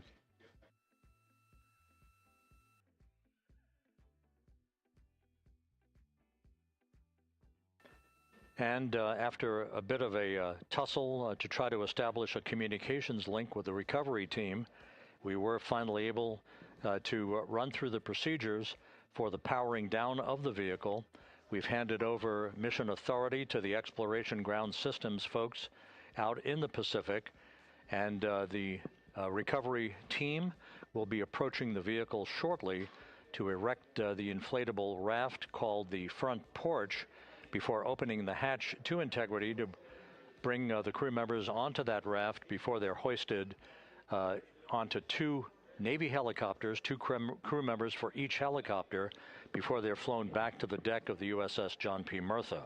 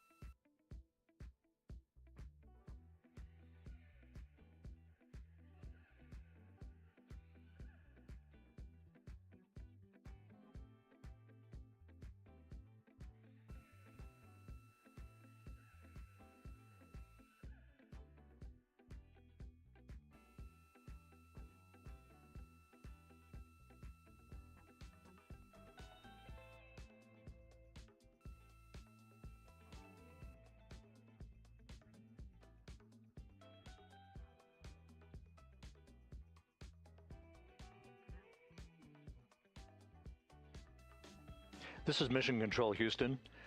After talking to the flight dynamics folks, we have a bit of a refinement on the splashdown time for you. Their computation shows a splashdown time of 7:07 and 27 seconds p.m. Central Time, 7:07 and 27 seconds p.m. Central Time.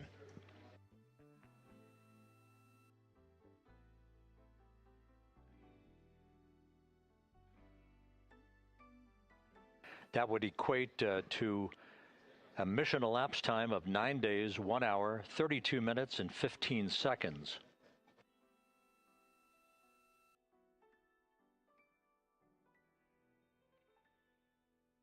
Once again, from Flight Dynamics, a splashdown time of 7:07 and 27 seconds p.m. Central Time.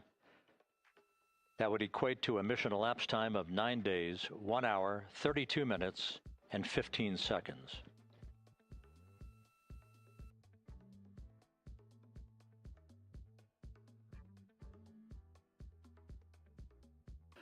Reports from the Pacific indicate that the recovery team, in communications with the crew aboard Integrity, that the crew remains in excellent shape as they await the approach of the team for a final hazard gas evaluation before they move to the side of the vehicle to erect the inflatable life raft called the front porch.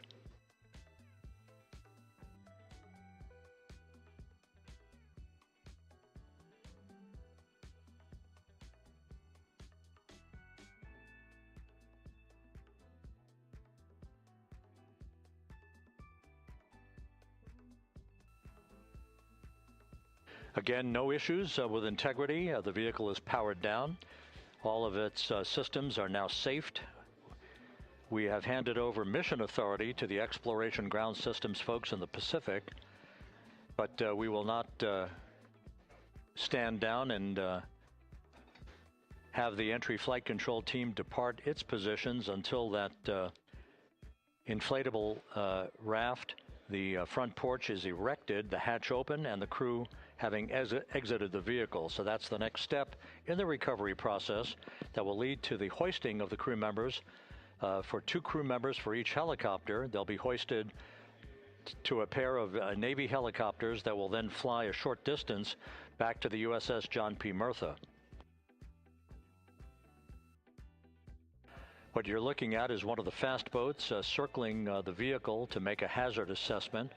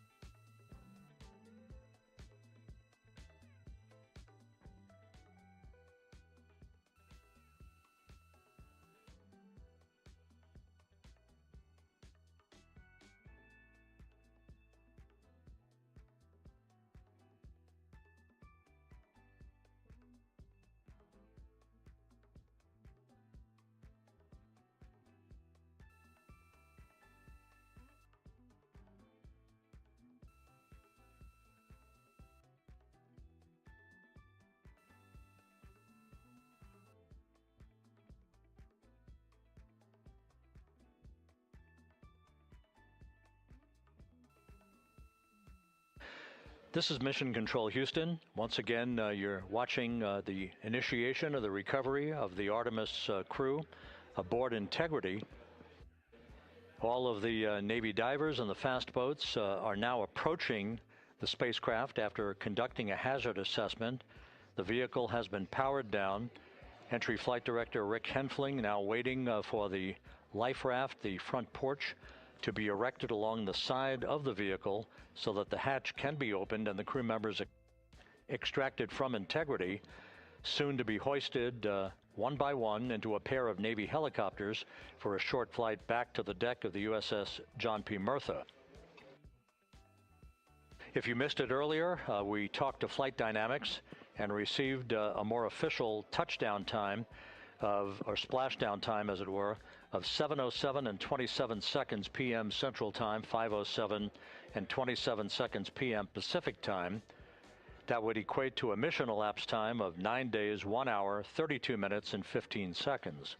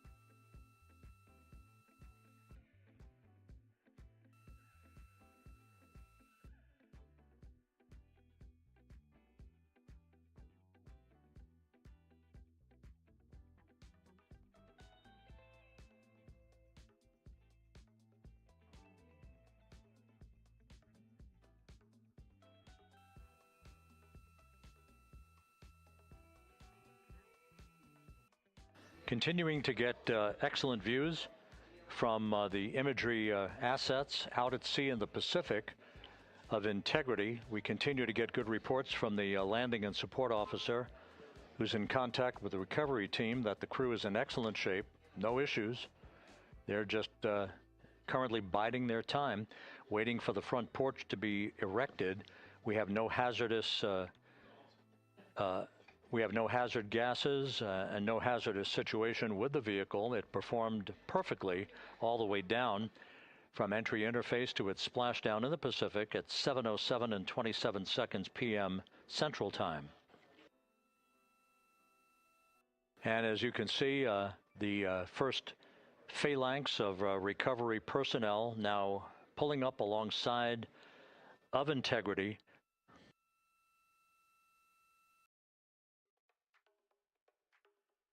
This includes Navy divers, a Navy flight surgeon, and other recovery personnel who have trained for several years for this recovery process.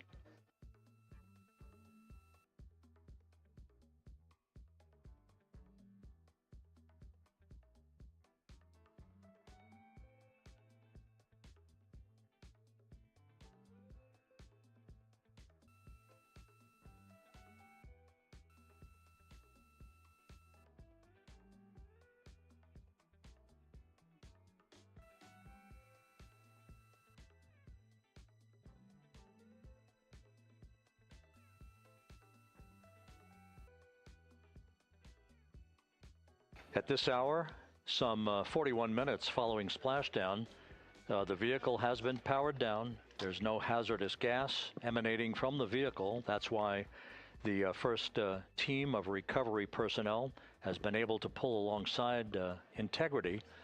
And the reports continue to come in that the 4 astronauts are in excellent shape.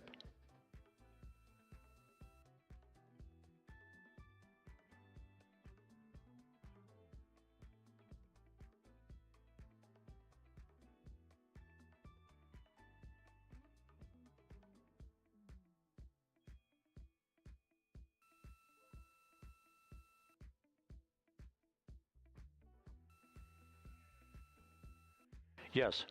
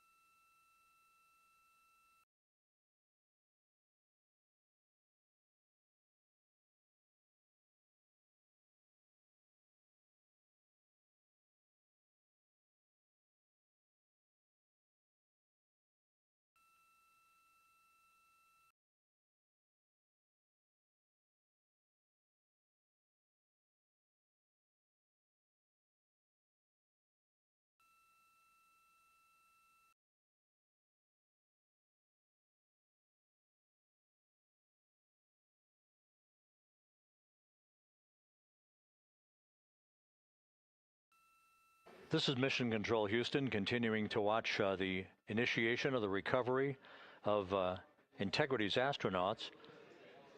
One by one, they'll be brought out of the spacecraft onto a large inflatable raft just a short time from now. In the meantime, we can go back to the USS John P. Murtha, where my colleague Megan Cruz is standing by to provide her situation report. Megan, can you hear us?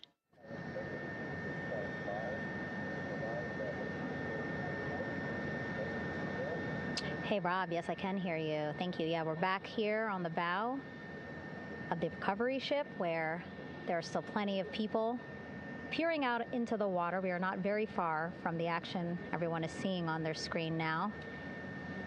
The Orion spacecraft, Integrity, in the ocean, surrounded by a number of recovery boats.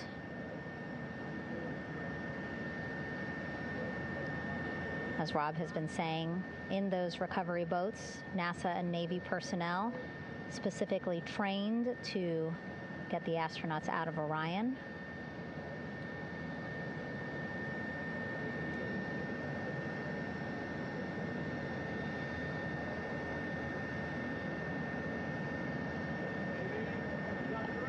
In some of our wide shots, you can probably see that there are 6 boats out in the water. More than 40 people out in the water right now on those boats.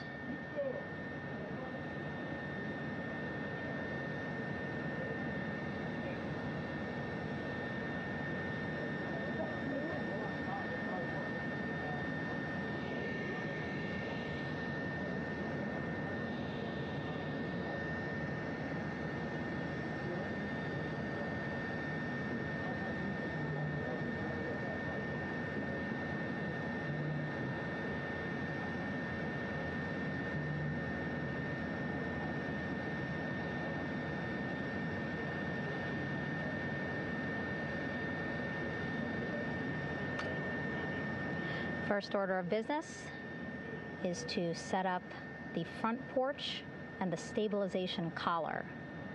You might also hear it referred to as a stab collar. Basically just to make sure that Orion stays upright, doesn't sway in the water too much, again, to make it easier for recovery forces to get the astronauts out.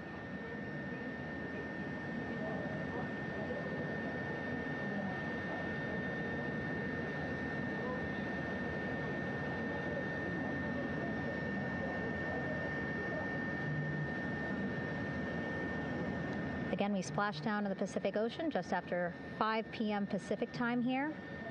It's a requirement by NASA to be able to get the crew out of Orion within 2 hours of splashdown. So doing great on time so far. Plenty of time. No rush either. I was speaking to NASA flight surgeon Rick Schuring earlier in this broadcast, and he said to me, no rush to get the crew out. Just want to make sure that they're feeling good. And whenever they're ready to take their step out of Orion and onto that large raft, the front porch, folks will be ready.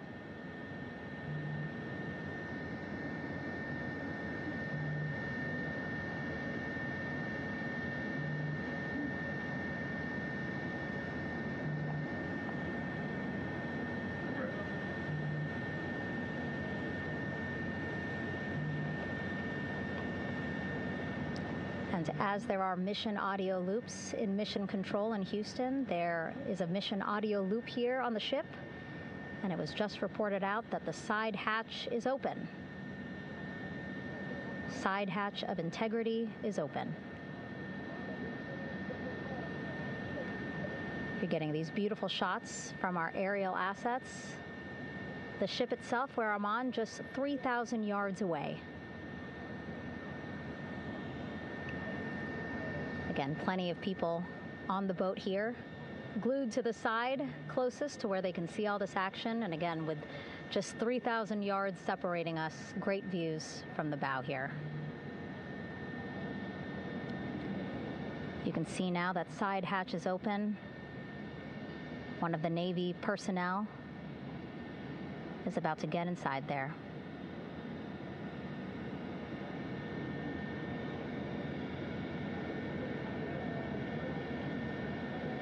In they go. In total, 4 will go into Orion. So it'll be a little bit of a tight squeeze, but the goal is to have a recovery personnel with each astronaut assessing them.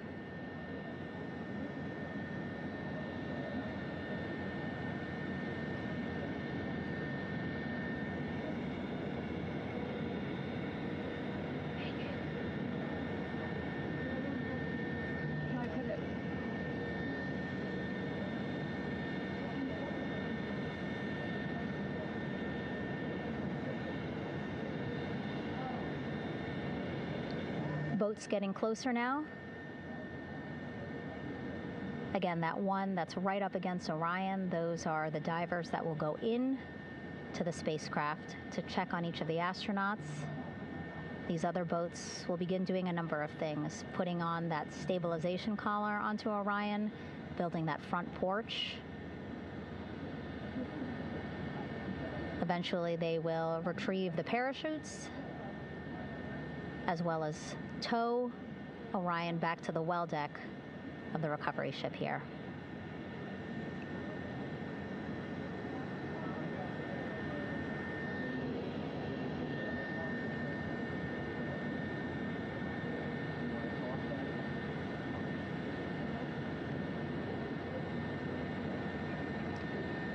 And so as we wait for the Navy and NASA personnel to get their assessment of the crew inside of Orion, why don't we toss it back to Rob for an update? Yeah, thank you, Megan. Here in Mission Control, Flight Director Rick Henfling and the entry team of flight controllers still on duty. The vehicle has been powered down for some time now.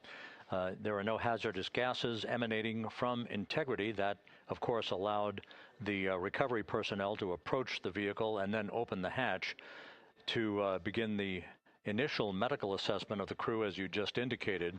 Now we're standing by for the erection of that inflatable raft, the front porch, alongside of the vehicle. That will enable the crew to be extracted one by one onto the raft, have a moment or two to get their land legs back before they're hoisted into two hovering Navy helicopters, 2 crew members for each helicopter, for a short flight back to the deck of the USS John P. Murtha.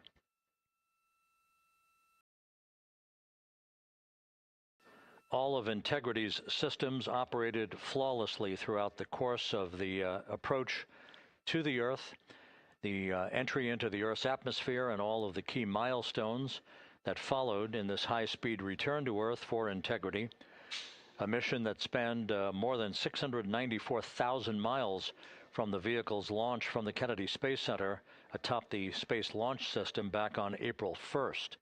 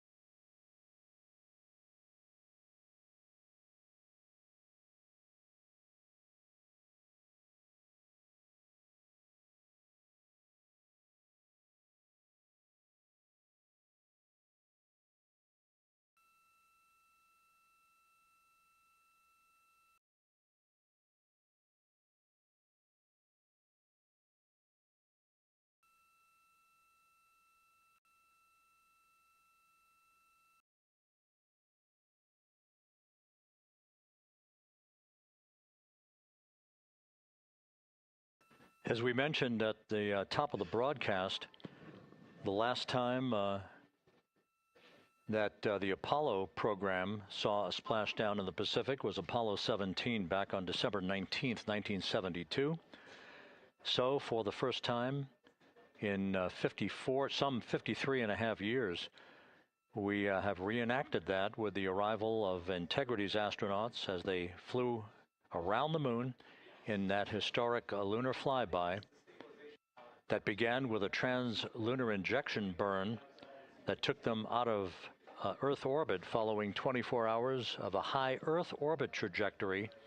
The high Earth orbit trajectory enabled flight controllers here to have a full 24 hours to evaluate the systems on Integrity and the condition of the crew before they would commit to flying to the moon.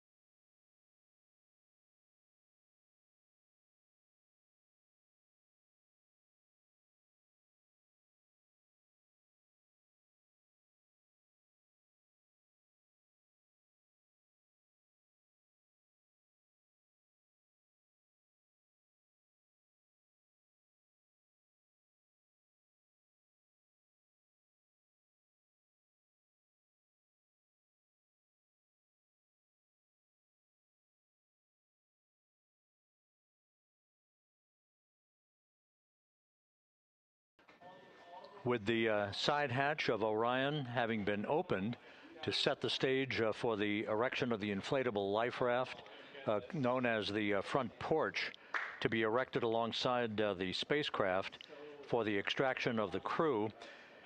Let's play for you an interview that my colleague Megan Cruz conducted on the USS John P. Murtha with Navy diver First Class David McMahon that explains how this process is unfolding. Okay, Davey, so you and some of your team, one last look over of the stabilization collar, correct? Yes, ma'am. Okay, so what is this stabilization collar? This is what's going to stabilize the capsule out there in the ocean.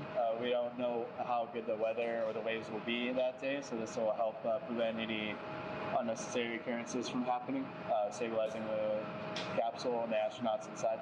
So basically this is a float that will go around Orion. I'm assuming that what they're doing right now, these are the lines that will attach the collar onto Orion? That is correct. And so what are they doing here? So we've got the lower line that will secure the inflation device before we inflate it. That gives us the go-ahead that it's secure in its space, and then we'll inflate it, and then once that is done, we'll undo all the carabiners and get this orange line on top tied in the same fashion, and then this will be secured to the capsule, and the astronauts can safely take their first steps out of the capsule onto the front porch. Okay, and how long will it take them to set up the stabilization collar? We should definitely be able to handle this in under 10 minutes. Okay, wow. And then you just mentioned the front porch. So basically after they set up this stabilization collar, then they set up what's called the front porch here. That's correct. Okay, and what's the front porch? Front porch is basically a bigger waiting room for the astronauts to sit in while we wait for the helicopters to show up and grab them. Okay, so the medical team that was inside with the crew, they're going to help them out and onto the front porch? That is correct. And then what happens here? We have higher trained medical personnel also on board the front porch that will give them lookovers and just make sure they're okay while we wait for the helicopters to show up. Okay. How does it feel, I mean, your team, you, to be part of a mission that's returning astronauts from the moon in more than 50 years? We all feel extremely honored to be a part of this, as well as a bigger mission for the Navy and joining up with NASA to do great things. Mm-hmm. And do you feel like you and your team are ready? Yes, very ready. Cool. All right, thank you so much. Thank you.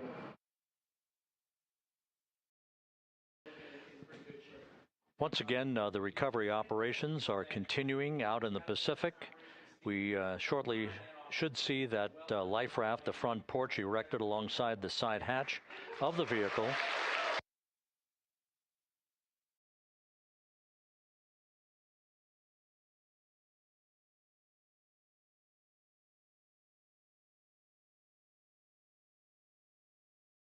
A number of flight controllers have come into the flight control room to receive congratulations from Entry Flight Director Rick Henfling. But we're going to stick with our operations out in the Pacific as we await the extraction of the 4 crew members who are reported to be in excellent condition.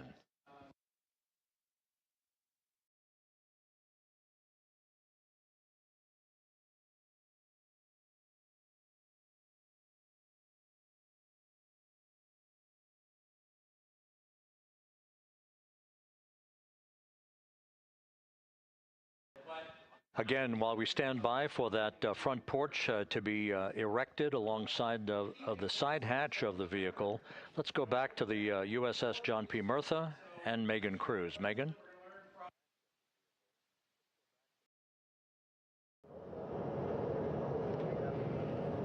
Hey, Rob. Pausing now to listen to some internal audio loops. Again, the operations team here on the ship communicating with everyone out on the water. It seems like currents are hindering them a little bit from unfurling and inflating the stabilization collar as well as the front porch. But again, the requirement to get the crew out within 2 hours of splashdown, plenty of time. So no concerns just yet. But as calm as the water looks, yeah, it looks like it's hindering the teams just a tad.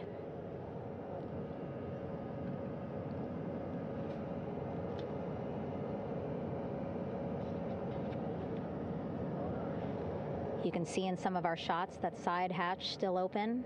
Again, inside there are now 8 people inside. 4 divers, Navy divers, all with medical training, each assigned to an astronaut each. Making sure that they're comfortable, feeling good.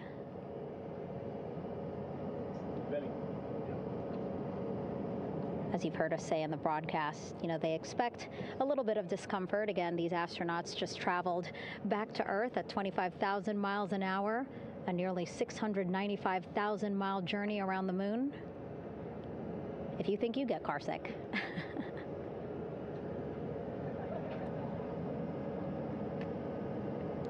Again, 6 boats out there, lots of gear with them, just in case, right?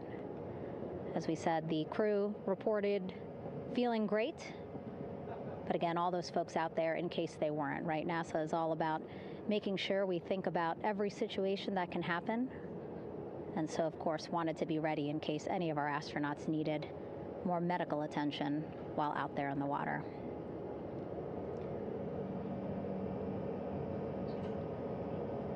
You see now teams, again, trying to set up the stabilization collar and front porch for the crew to get out of Orion. They need both, right? The stabilization collar will keep Orion from swaying as you see it is doing now.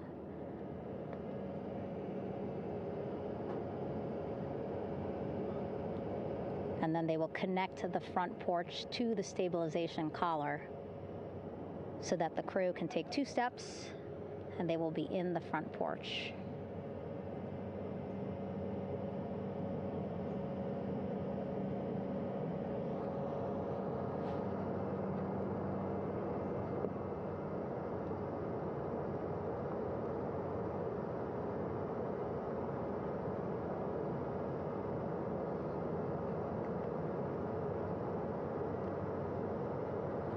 Not a lot of chatter on the mission audio loops. That's a good thing. Again, things proceeding pretty nominally, even if they're fighting some currents out there on the Pacific Ocean.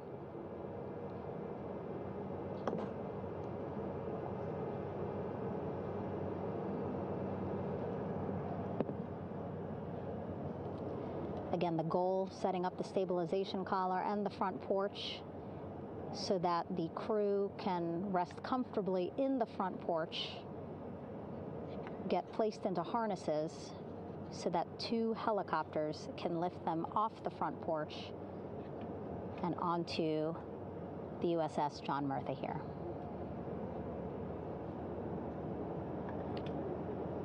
The helicopters are going to take turns picking up an astronaut. So again, Helo 1 and Helo 2.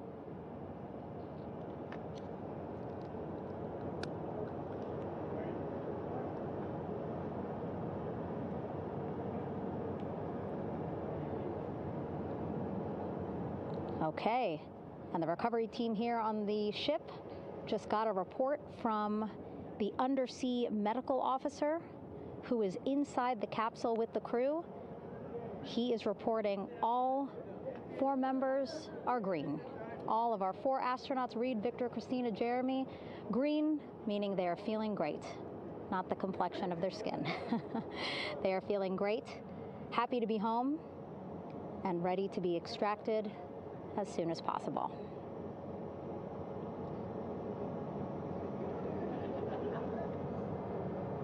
And so, as I was saying, we have 2 helicopters circling the activity you're seeing on the water right now. Each will take turns picking up an astronaut. So Helo 1 will come on in, hover above the front porch, about 40 feet above the front porch. A Navy recovery specialist will be hoisted down into the front porch. The restricted maneuvering doctrine is in effect. We'll connect to the first astronaut, which we're expecting to be Christina. And then Helo 2 comes around, picks up Jeremy, while Helo 1 stays above head, and then Helo 1 will come back in for another astronaut, and then Helo 2 for the last astronaut, and then back to the flight deck here on the recovery ship.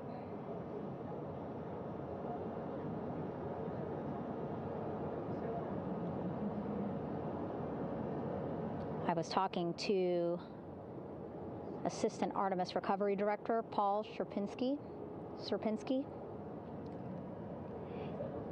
He said helos are a much quicker, safer way to get on board.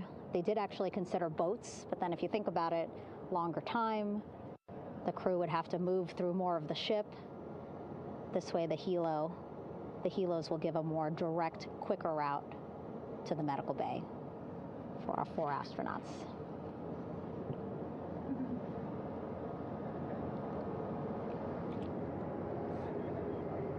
Beautiful shots from our aerial and imagery teams.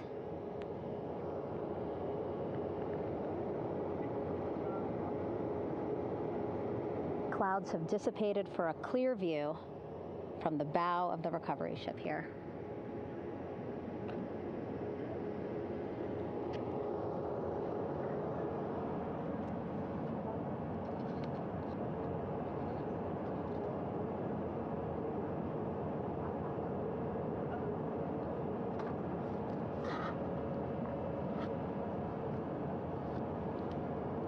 You can still see divers in the water there.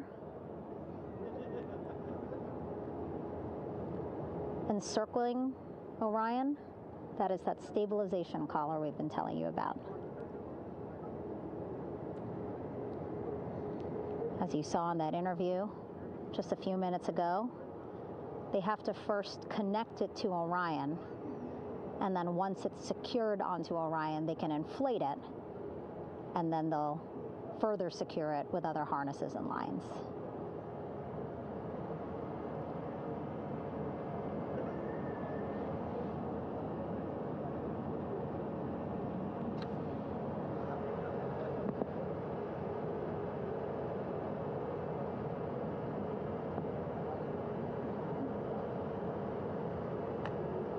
About an hour and 10 minutes since splashdown in the Pacific Ocean here.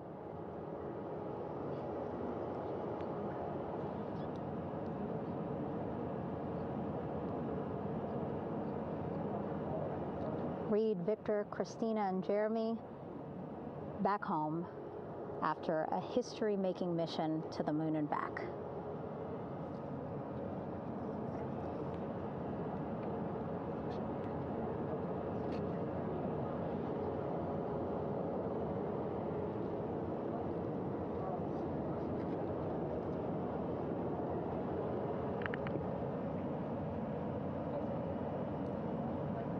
If you missed what we said just a couple of minutes ago, the undersea medical officer inside with the crew in Orion reporting all 4 crew members feeling great.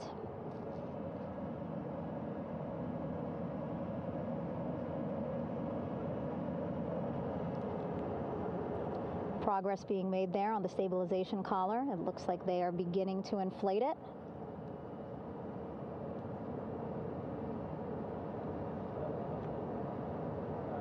And it looks like they're starting to unfold the front porch in order to get that into the water here shortly and inflate that as well.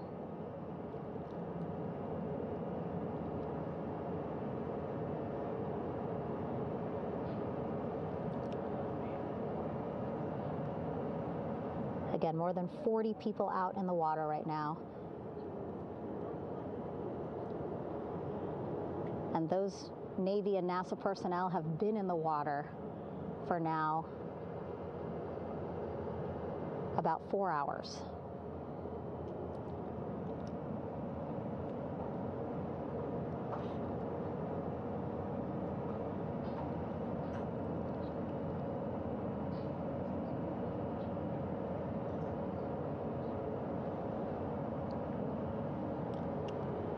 The reason why they had to get out so early is just to stage everything.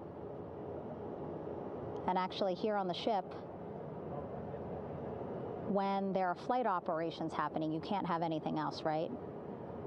Just because the flight deck can be a dangerous place, so they just want to focus on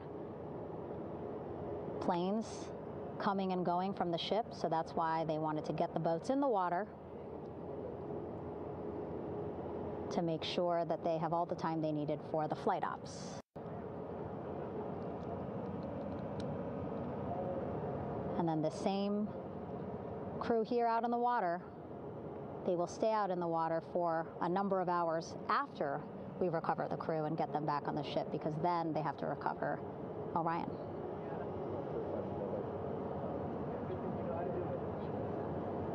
All right, that stabilization collar looking good around Orion. We're now seeing some recovery personnel getting on to that collar.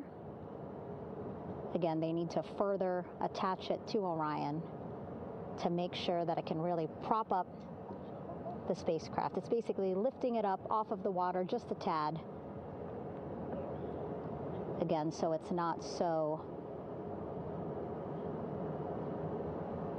Come off me for a minute.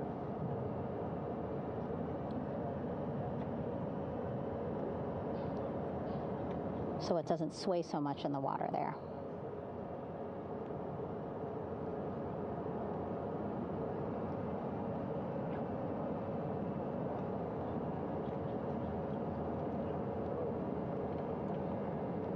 And now that front porch looks like it's nearly fully inflated as well. You can see a much larger surface area.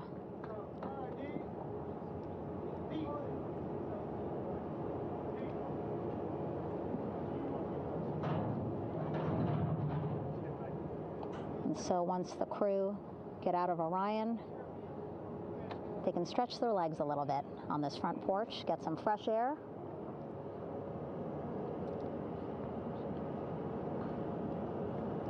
And enjoy this beautiful day here on their home planet.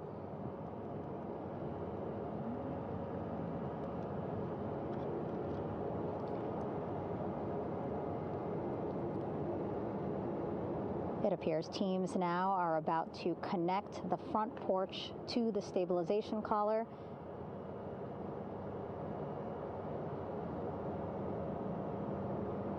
And at that point, when both are secure, we should soon see astronauts come out of Orion.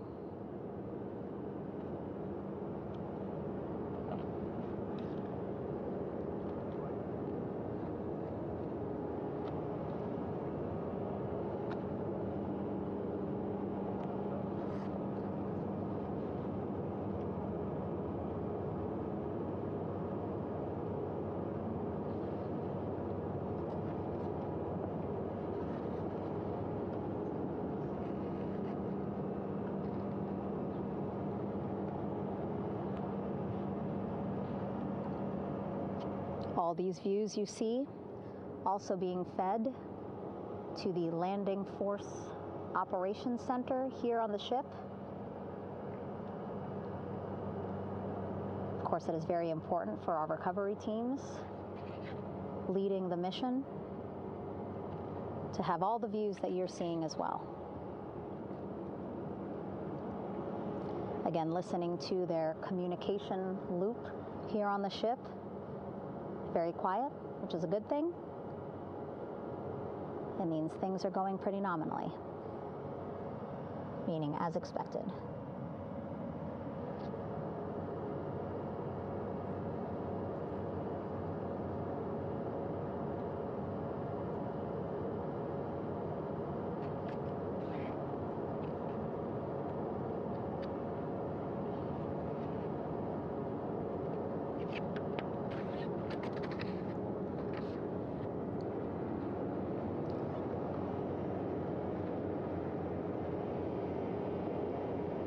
Again, all this activity happening just 3,000 yards away from the ship. So that means this will be a very quick flight back on the helicopters for the crew.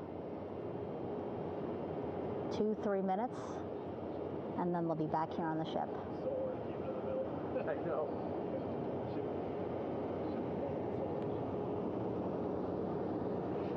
Okay, saw a thumbs up from one of the personnel on the front porch. It looks like they are now getting ready to deploy what they call the Air Rescue Vest, ARV. And so this is the harness that each crew member will get into in order to be hoisted into the helicopters.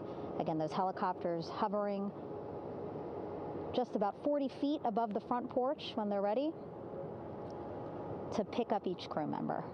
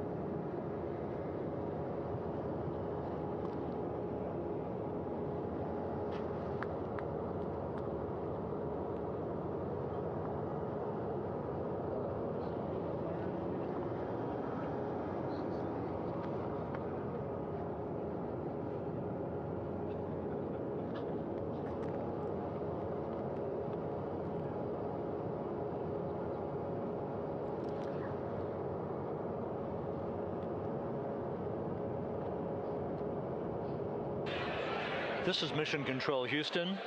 Behind me, a fairly raucous scene as hundreds of flight controllers have poured into the flight control room here. This is reminiscent of the scene after the final shuttle mission of STS-135, although that was the end of a program. This is only the beginning of a program with the textbook splashdown of Integrity and its 4 astronauts. We're standing by for the crew to be extracted from the spacecraft. Entry Flight Director Rick Henfling invited all of these flight controllers who have contributed to this mission to enter the flight control room to have an opportunity to receive well wishes and to share the mutual glow that exists in the wake of a textbook mission for Integrity. On the front screen here in Mission Control, a sign that says "Welcome home, Integrity, taking humanity back to the moon, going further, and returning safely to Earth." So all of that jubilation, part of the post-splashdown activities, even as we await the crew being extracted from the vehicle to be hoisted onto Navy helicopters for the trip back to the USS John P. Murtha.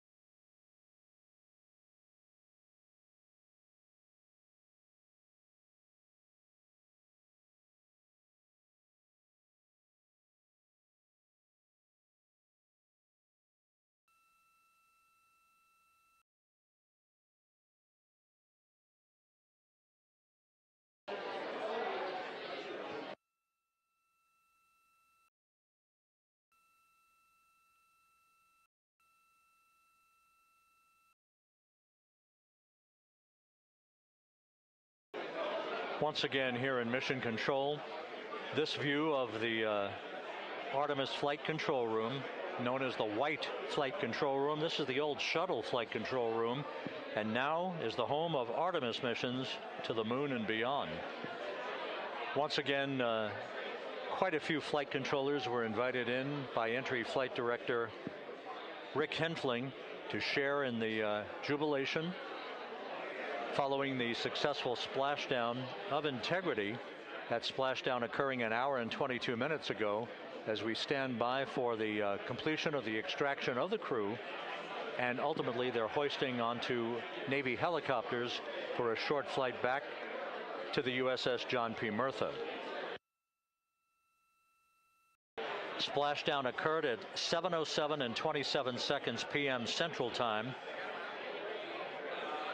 I had an opportunity to talk to the head of flight dynamics, Jeff Birch, a moment or two ago. He said the trajectory of Integrity coming through the Earth's atmosphere was so precise, they've never seen anything line up on a ground track like today's entry by Integrity for its splashdown southwest of San Diego.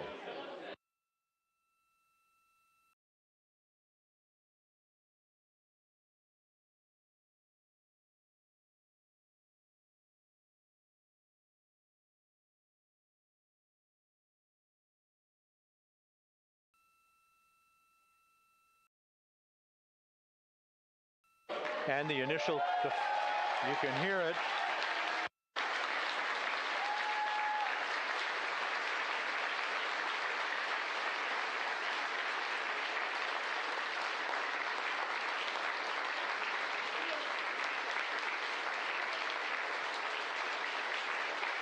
Jubilation here in the flight control room. The first crew member is out of Integrity.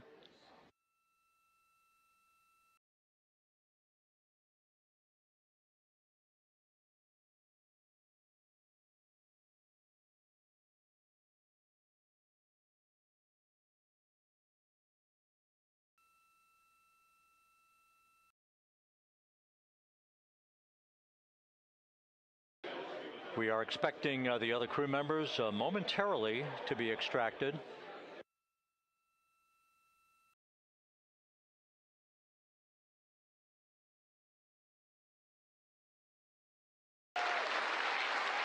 We now have 2 crew members out.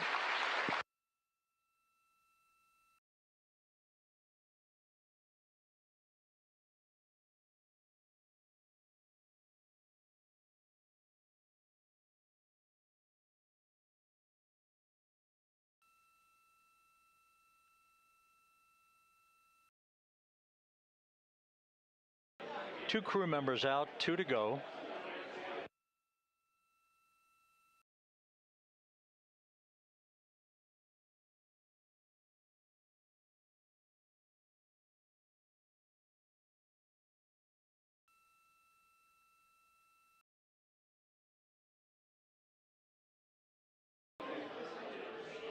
We're about 1 hour from sunset out in the Pacific. Everything continues to go well. Integrity's systems function perfectly during its entry back to Earth. And Reed Wiseman, the commander who will be last out of the vehicle, reported that all the crew members were feeling very well.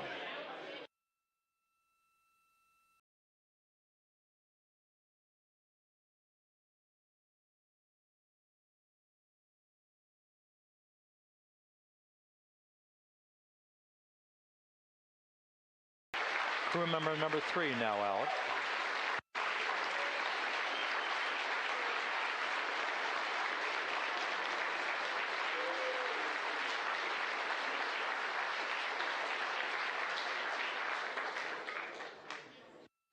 And now standing by for the commander, Reed Wiseman, who will be last out of his ship.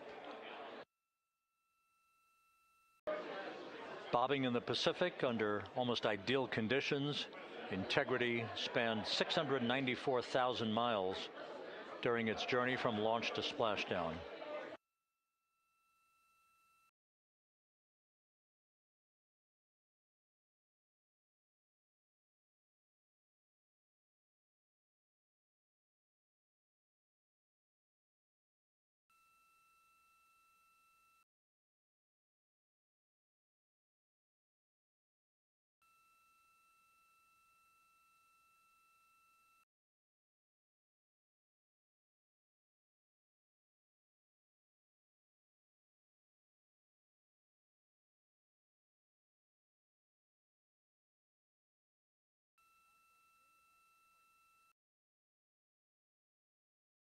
And we now have Reed Wiseman out of the vehicle, all 4 crew members now out of Integrity.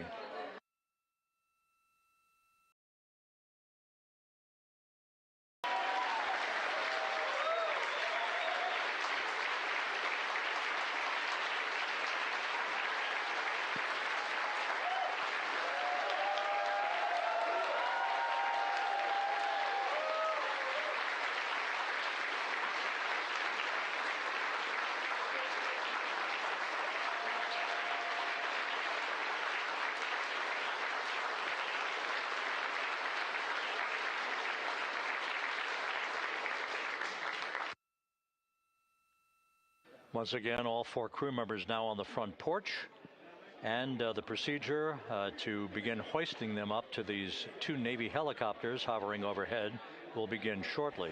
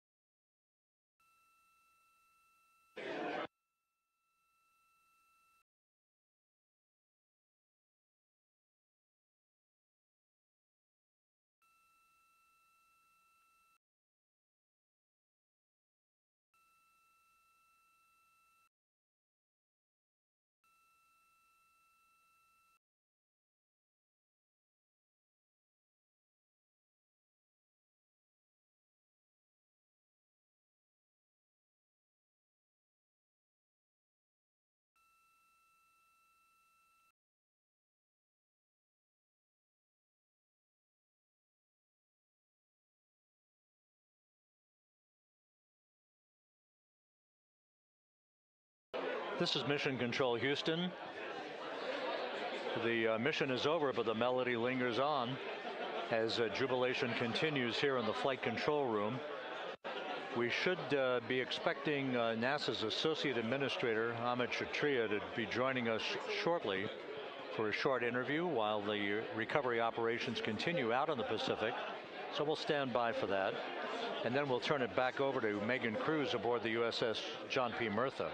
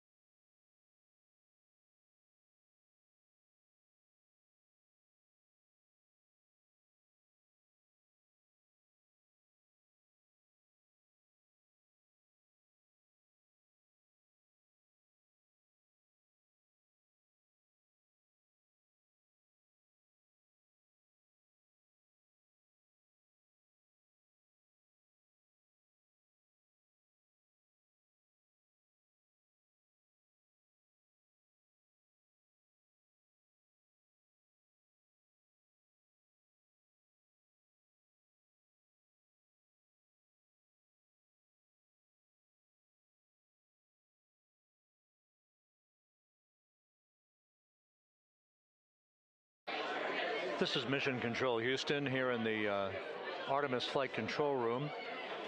A number of flight controllers basking in the glory of the successful end of this mission that carried 4 astronauts around the moon on a lunar flyby, and the first test flight of Orion with crew members on board.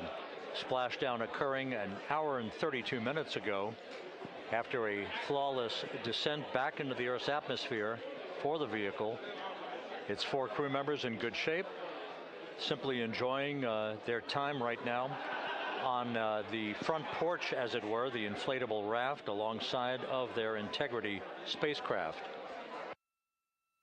We're expecting Amit Kshatriya, the NASA Associate Administrator, to join us here momentarily for a brief interview before we turn it back over to Megan Cruz aboard the USS John P. Murtha, the recovery ship.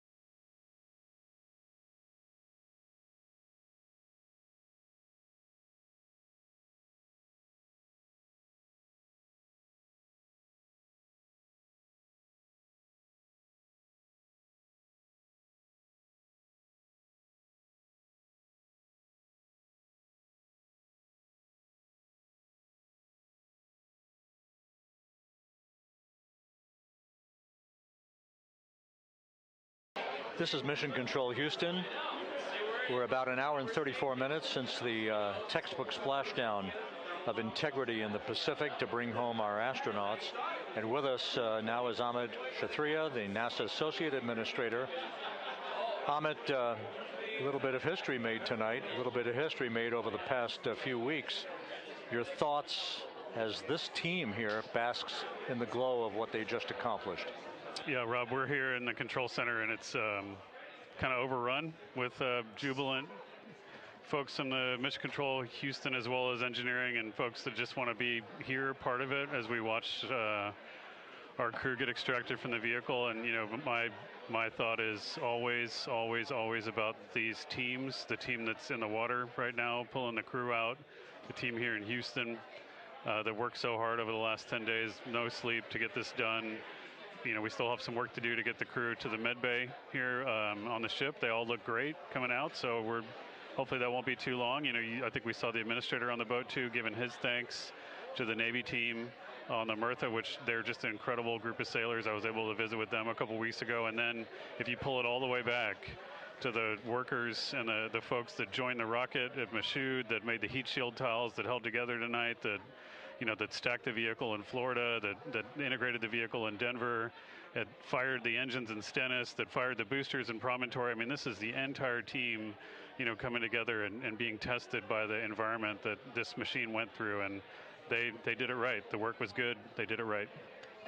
You've said in a number of briefings, of course, and in other forums that this is just the first step. The cadence has to step up, as the administrator has indicated.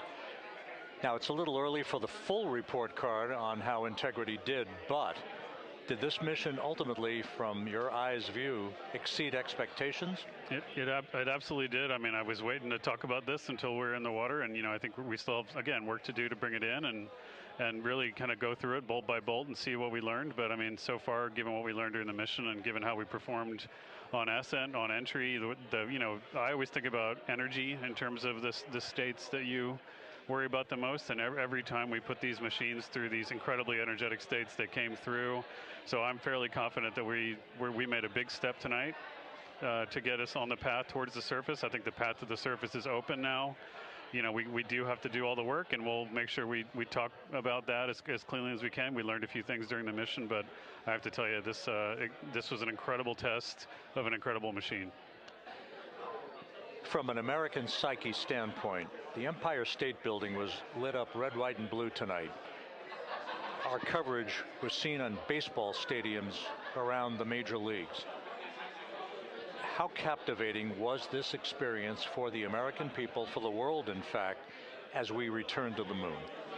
I have not been able to watch a lot of the coverage as we've progressed through the mission. I will tell you, just from my witness in Florida before launch, and then seeing the people's faces here, and then reading where I can about how things are going. I think this has been a gift to the world from NASA. NASA has given the world a gift, proving to folks all over the place, especially young people, and that to me is what this is really about. Young people, when they see what we can do when we work together, when we have teams that collaborate, that it doesn't matter how hard the problems are, we can solve them. I'm hopeful that Artemis 2, as folks witness what we were able to do with this incredible crew, this incredible team that we've birthed into the world, scientists and engineers and artists that have been inspired by this. And even if they don't come work in the program, which separately they should come work in the program, because Lord knows we need the help, but even if they don't want to come work in the program, hopefully they grow up to recognize they can do amazing things when they work together and contribute to society and be good citizens and really change the way, the challenges that are coming in the world are overcomable if we work together like this. And one final question. Flying to the moon, we did it. We've done it again this past week and a half or so. But the engineering that went behind the design of this mission and the precision, the pinpoint precision of this vehicle entering that entry corridor, it's almost mind-boggling. Yeah, it is incredible when you think about the energies involved and the uncertainties involved. That when we inserted the vehicle into orbit, it was 99.2% down the middle. When we dropped the vehicle right on top of the fleet here, our guys knew exactly where to go, but the guidance was perfect.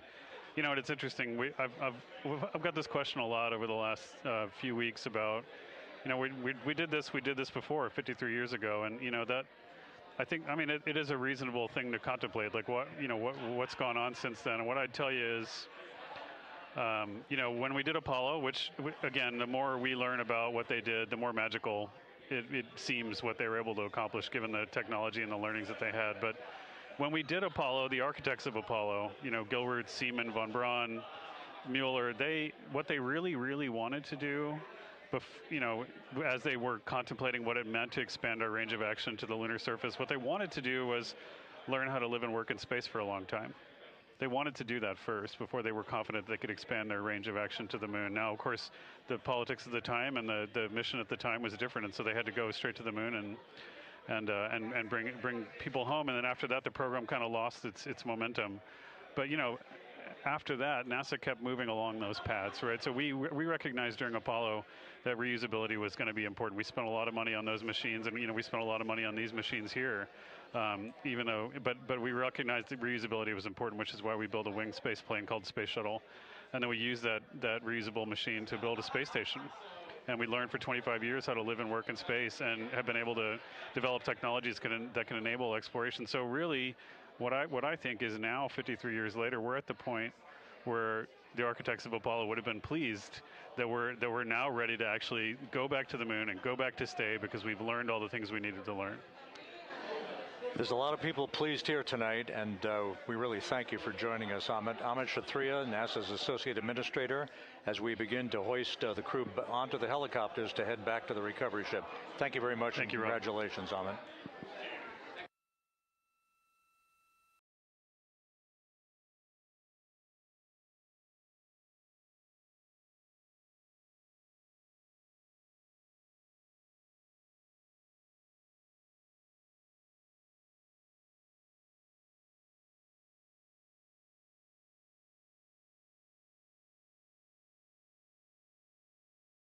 This is Mission Control Houston, with the crew members now beginning to be hoisted aboard the Navy helicopters. Let's go to Megan Cruz aboard the USS John P. Murtha, who will take it from here.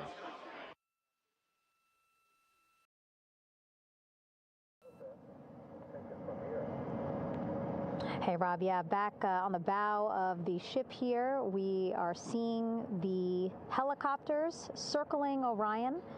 The first one there, having just completed picking up the first astronaut. Helo 2 now, hovering just 40 feet above the front porch, lowering a recovery specialist out of the helicopter. That person will touch down in the front porch just there.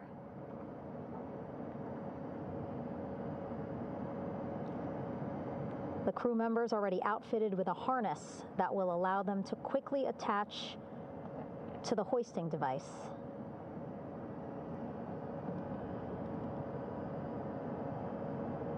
Look at the power of those blades throwing water out at the center there, the front porch, with now 3 astronauts and the recovery specialists. Again, crews already outfitted with a harness vest. And here we go. Second astronaut now off the front porch, getting hoisted into the second helicopter.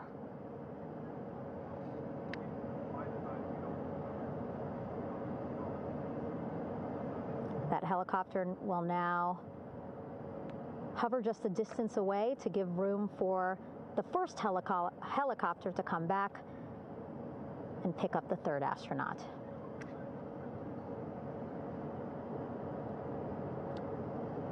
As we wait for that helicopter to come back, make its way back around, just want to mention that the President of the United States called our NASA administrator today while he was on the ship, just minutes after we interviewed him live on our coverage, and congratulated him and NASA on this history-making moment tonight.